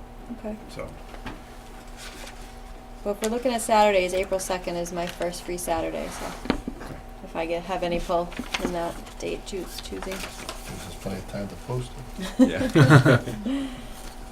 All right, what else do you have there, Superintendent? so that's all I have right now at this time. I do have some personnel things. Yep. I do have an appointment. Mikkel, there it is right here, she wrote it for me. Mikkel Filippo has been the appointed person for the school's operations manager. Currently, he's working at the high school, the new high school right now, working with Gilbane and learning the equipment and learning all of those things, as well as he's working with Mr. Safuni. So we're moving in that direction. I do have one retirement letter tonight. Please read that. Dear John, please accept this letter as notification of my intent to retire at the end of the school year. I have genuinely enjoyed the time I have spent teaching in the Winthrop school system. I will truly miss teaching and also miss the people I have had the privilege to work with shoulder to shoulder for all these years. I consider each day that I come to work a blessing in disguise because I get paid to do what I love the most. I wonder how many people can say that. I'm also requesting that the payroll officer complete part 2 of my retirement effort, blah, blah, blah.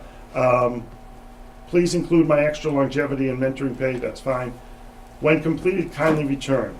And she, I believe, also will be requesting her buyback, which you have to take a vote on. And this is sincerely Dale Gauscher. And if I could say a couple of things, I'd like to, I've known Dale for 25 years since I moved to Winthrop. Had the opportunity to teach her children theater and music over when I was first in Winthrop. Dale has been a 3rd grade teacher, a kindergarten teacher, 2nd grade. She's been throughout the system through her time. I know that we will miss her. She was a wonderful teacher for Winthrop Public Schools. She was a person who was committed daily working with her students, and now she's looking forward to moving on in her retirement. And so I want to wish her the best of luck and success. I just want to say that I've known Mrs. Gauscher for a long time. I graduated with her daughter Stephanie. She was one of my class officers, and she's just a class act, and we'll definitely miss her in the school systems. Mr. Perrin? Could we make a motion to approve any buyback so we don't have to come back and revisit it? Right. So I'll make that motion. Second. All in favor to approve the buyback, say aye. Aye. Aye. Aye. It's unanimous. The buyback is approved. I have no other, I don't believe, I do have a Is there one posting other? here. No? We have an internal posting for after-school winter and spring tech theater. Mr. Palin had resigned from it, so we had to post that out. And that's all I have under personnel. All right, next on our agenda is new business, and we have the 2016-17 start and end times. I don't actually have that in front of me. Mr. Crombie, you want to come over and take a seat? Right here. Oh, thank you. I'll just look over your shoulder here. I'll put a Here, seat. I can actually. So Mr. Macera has presented us with option A and option B. Option A, I think the biggest just change between the two is Winthrop High School would start at 8:30 and go to 2:55. The middle school would start at 7:55 and go to 2:20. Winthrop High School in option B would start at 7:55 and go to 2:20, and Winthrop Middle School would be 8:30 to 2:55. So it would be switched around. And the kindergarten and sorry, I'll just finish reading this. The Arthur T. Cummings, 825 to 225, that's no change. William P. Gorman, 745 to 145 for kindergarten, and 810 to 210 for first and second, which is a 5-minute change from what they have now. That's what we had. Mr. Crombie, do you have any remarks? Yes, so just looking at the options that John has put out, you know, I think that it'd be more beneficial for our students at the high school level to start as early as possible. And I guess the more I think about it, it's not so much about the actual start time. It's about us providing providing them with the teachers after school. Right now, contractually, our school day ends at 3, and the teachers leave at 3. And I think that that's really cut back on the amount of extra help that's being given from teachers to students. And I feel that the best time for that extra help to happen is after school. So with an earlier start time, it allows for that half-hour window at the end of the day for students to pop into classrooms and work with teachers and catch up on any assignments that they've missed or missed tests, make up tests. So that's something I'm particularly interested in. So. Mr. Massaro and then Mr. Kepner. Sorry. So, no. Go ahead, Mr. Kepner. No, go ahead. You go ahead. Okay, so as you know, this became a hot topic when I threw it out there a couple of months ago, and just so that you all are aware, that I don't know if this, Madam Chairperson, there's a policy in that you do have what the school committee's role is on this, and would you read that? Sure. Just so the length of the school day at various levels, as well as the specific opening and closing times of the schools, will be set by the school committee after hearing the recommendations of the superintendent. The superintendent is authorized to make minor changes in opening and closing times to simplify transportation scheduling. However, major changes in scheduling will be subject to committee approval. Parent and guardians will be informed of the opening and closing times set by the committee. To help ensure the safety of all children, parents will also be notified that students will not be admitted into the school building until, that's 15 minutes prior, so you can do that. Official day unless bus schedules require earlier admittance. So the first two lines are important. Because currently, right now, the option A is very minor changes on anything that we've done. So I would consider, if I went with option A, I could just do option A under this. Option B would be a major change, which would need the school committee approval. So that's important. So in other words, option A does not require a motion or a vote. Option B, according to me, it does not. Option B would require a motion and a vote. Because we're currently doing 8:35, so 8:30 is 5 minutes. It's not that. But in regards to, although the middle school is a major change. Okay, yeah, that's true, because currently we're bringing them back in. So I would feel more comfortable with a vote from the committee regardless on it.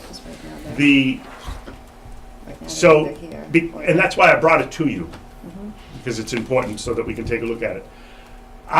2 years ago, I was in favor of moving the times later. I've read a lot of research on it, and I know that, and I thank you guys for all of you who keep sending me that research on the stuff. And, you know, I'm trying to understand where we're at, and I think that 2 years, it's only 2 years, and I feel like we could use a little more time to continue on that, but I wanted to respect what the high school was saying to me. Now, not to put Mr. Curley on the spot, but Mr. Curley and I have also had conversation, and we're very transparent here. But, you know, Mr. Curley is very much in favor of option A, and one of the reasons he's in favor of it is because he likes the idea of the middle school students leaving before the high school students leave, as opposed to the other end. So, and Mr. Curley, I don't know if you want to add anything to that. I don't want to speak on your behalf, but I just feel like we've got a good little discussion here. So. Sure. We spoke within the past week or so regarding start times, and my big concern was whether middle school or high school, there should be a gap in between them, and there's pros and cons with each. And my biggest concern was the safety issue, that making sure that obviously the students are separated at dismissals.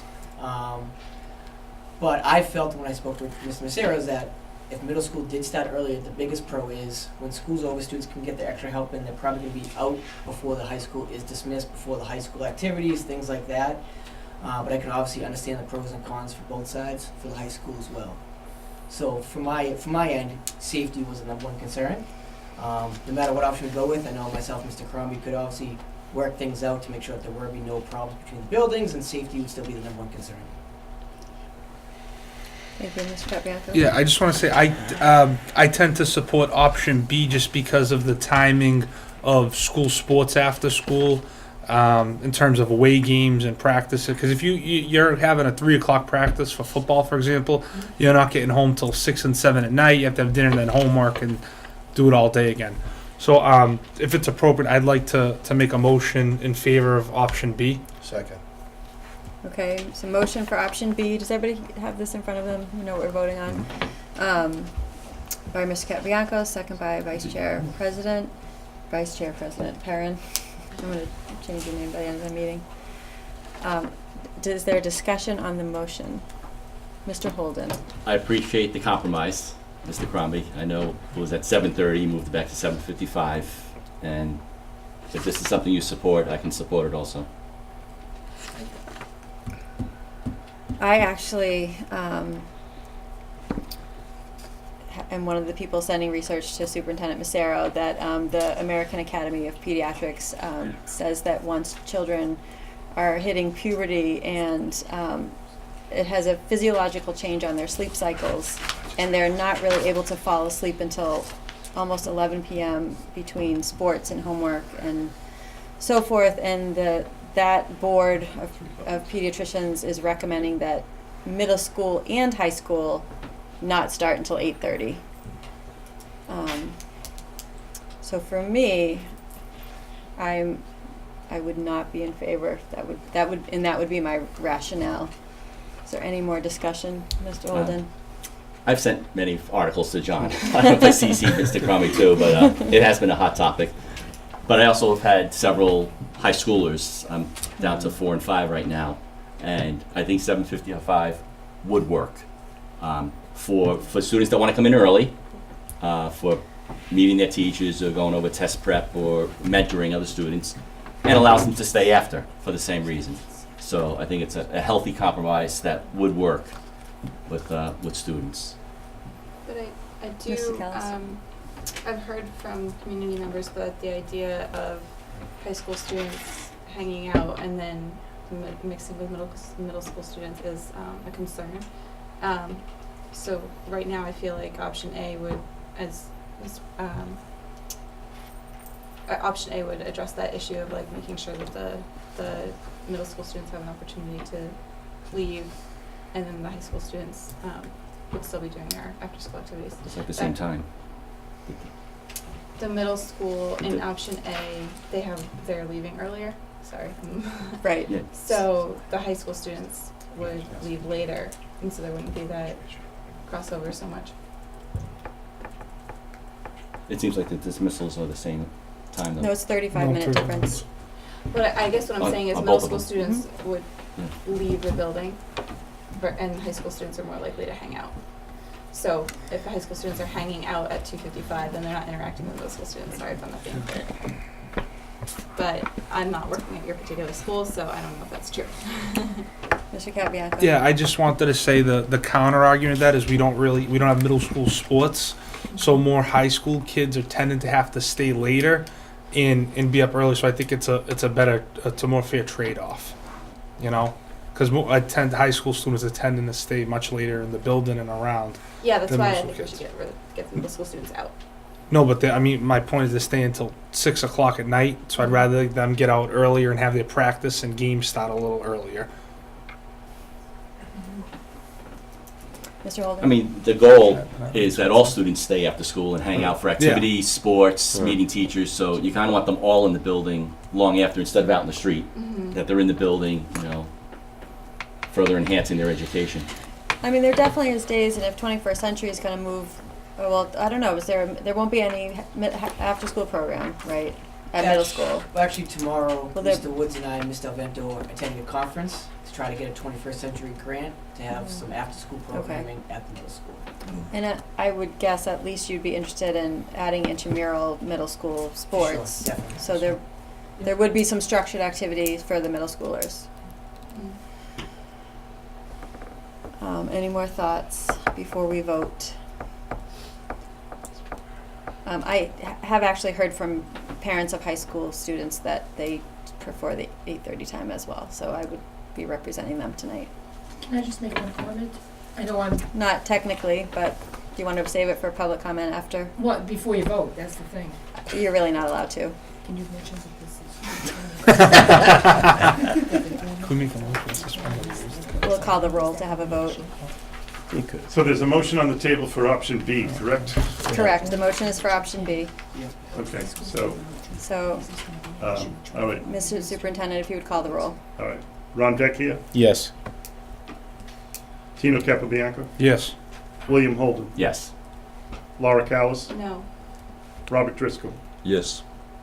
Brian Perrin, Yes. Don Sullivan. No, The motion passes 5-2. thank you. Okay. All right. I have to live with that, okay? It was a good compromise. All right, so we now have a fundraising request from the class of 2017. Does anybody have that handy? Oh, here it is. This is the volleyball proposal, I have it. Volleyball proposal, right Yeah, I here. got it too. Okay, so this is the high school class of 2017 is requesting fundraising Wednesday, March 16th at 3:30 in the Winthrop High School Gymnasium, $10 per person. Their teams will consist of 6 to 8 players.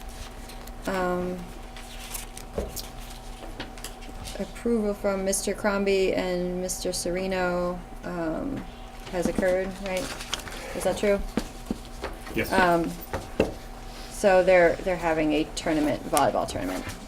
Motion to approve the fundraising request.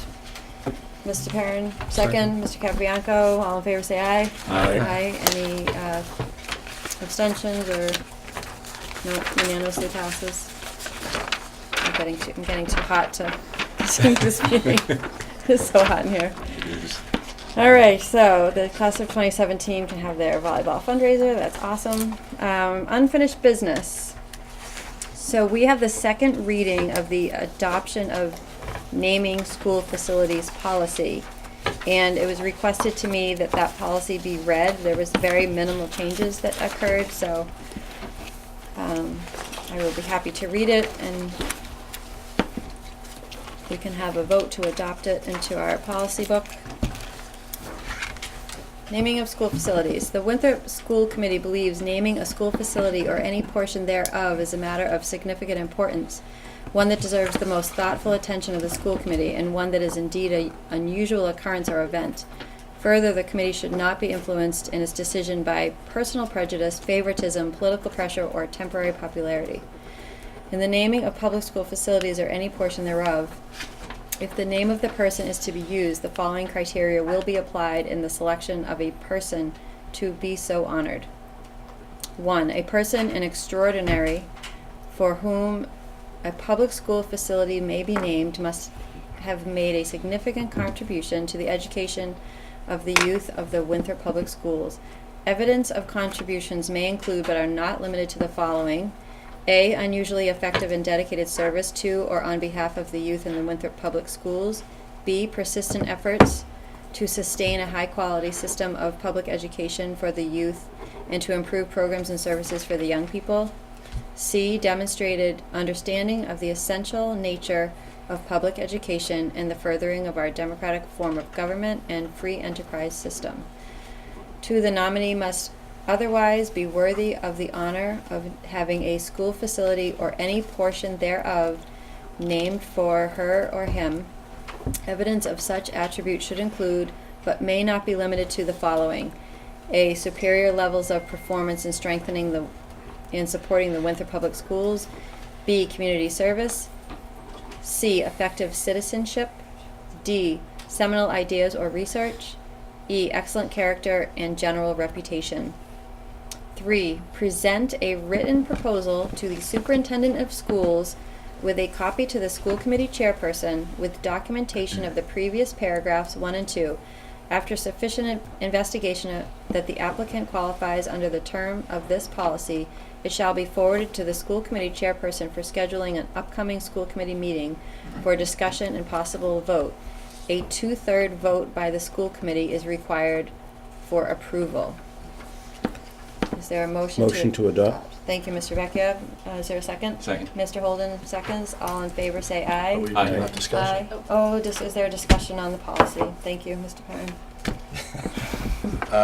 I attended the subcommittee meeting, and the only change that I want to suggest is, that we add, students that have attended the Winthrop Public School System, U.S. veterans.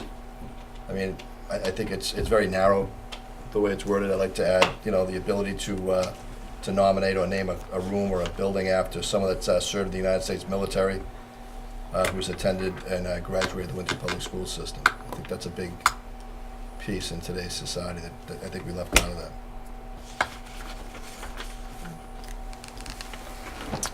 So I'd make a motion to amend it to include that.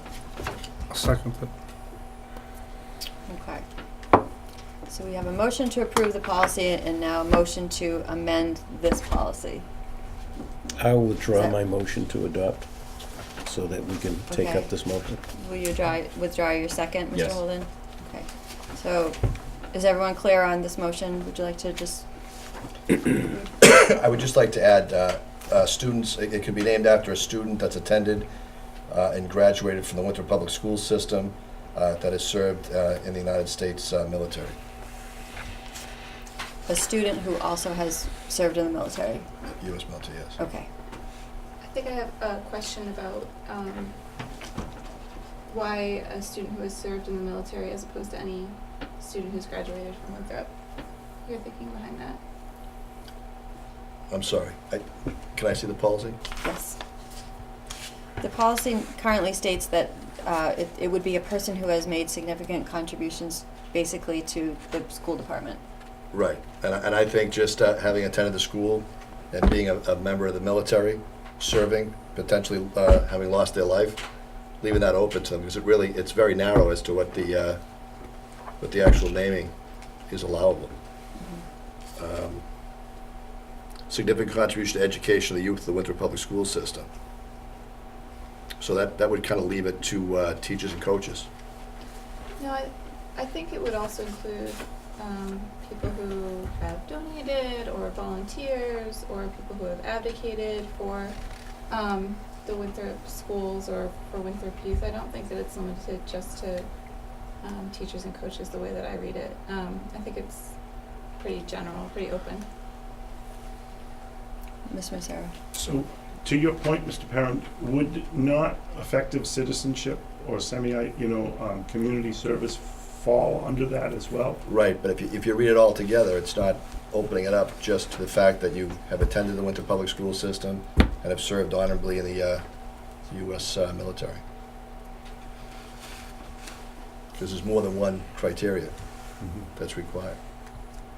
Yeah, I think, so if we read number 1, it says evidence of contributions may include, but are not limited to. So it could be any one of those things. It doesn't have to be all 3 of those things. In fact, that would probably be pretty hard to do all 3 of the things. I just think that a student who has graduated and has served in the military is a very specific thing compared to the general language of the other points. And I think that a person who did serve in the military and was a member of the Winthrop community would fit in with these points. So further discussion on adding that verbiage to the policy. I know this came up at the policy subcommittee meeting, and there was not, and it wasn't added at that point.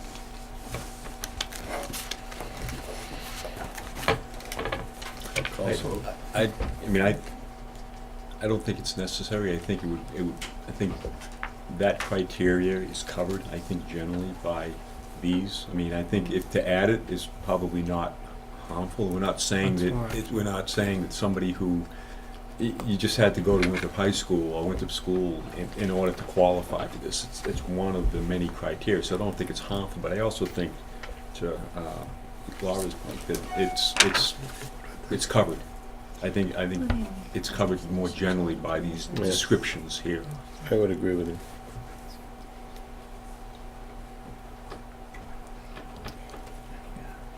Are we ready to vote for changing the wording of the potential changes?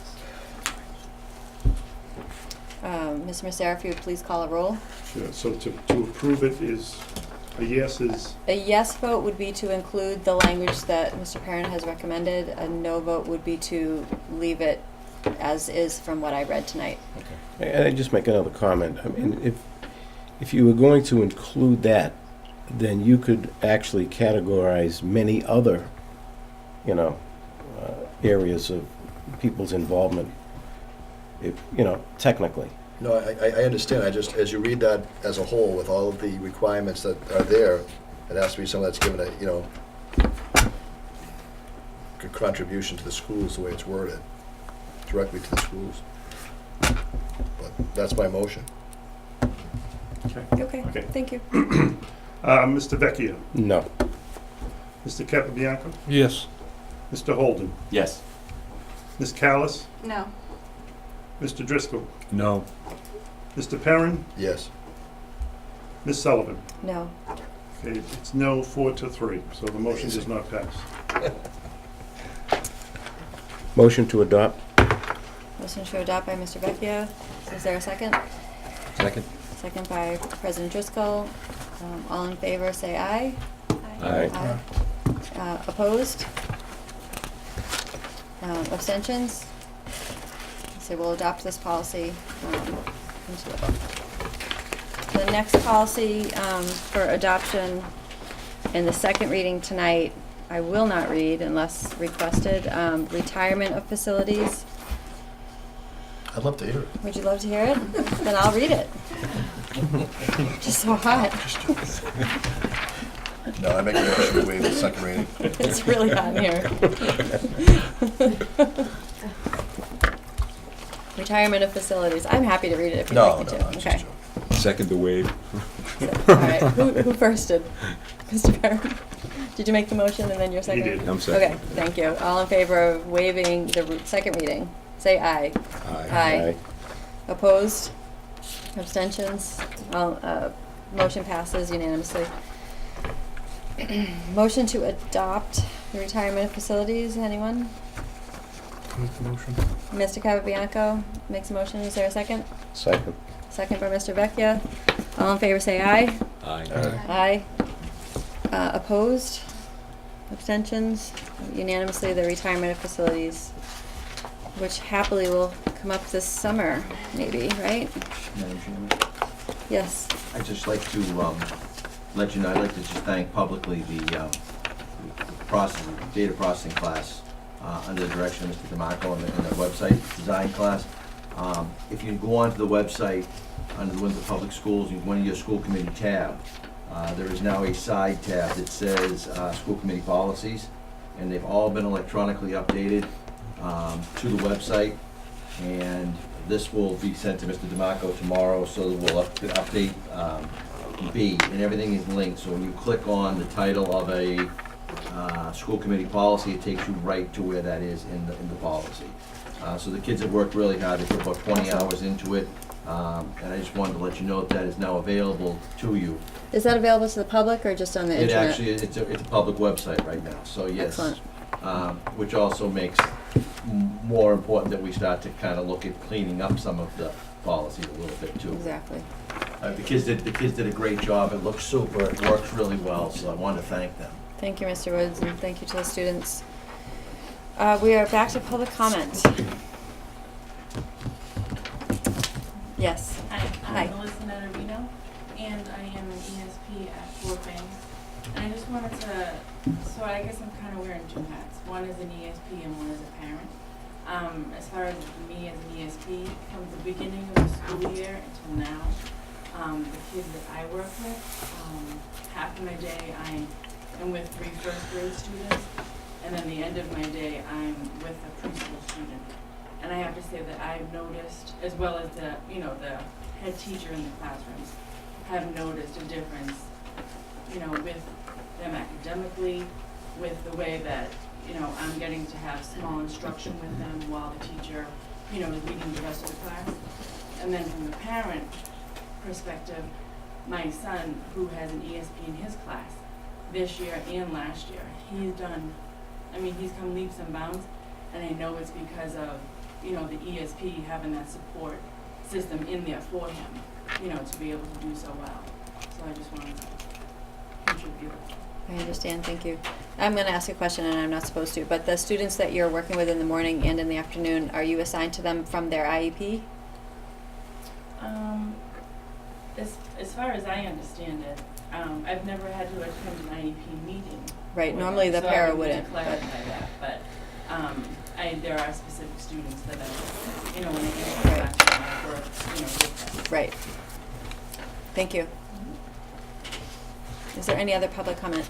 Ms. Chavez? I just wanted to ask Mr. Massero before you voted if this 210 at the Gorman was gonna cause any problem with the 220 at the high school, you know, traffic The on the traffic, Beer I Street. think that was, That's all I was thinking about.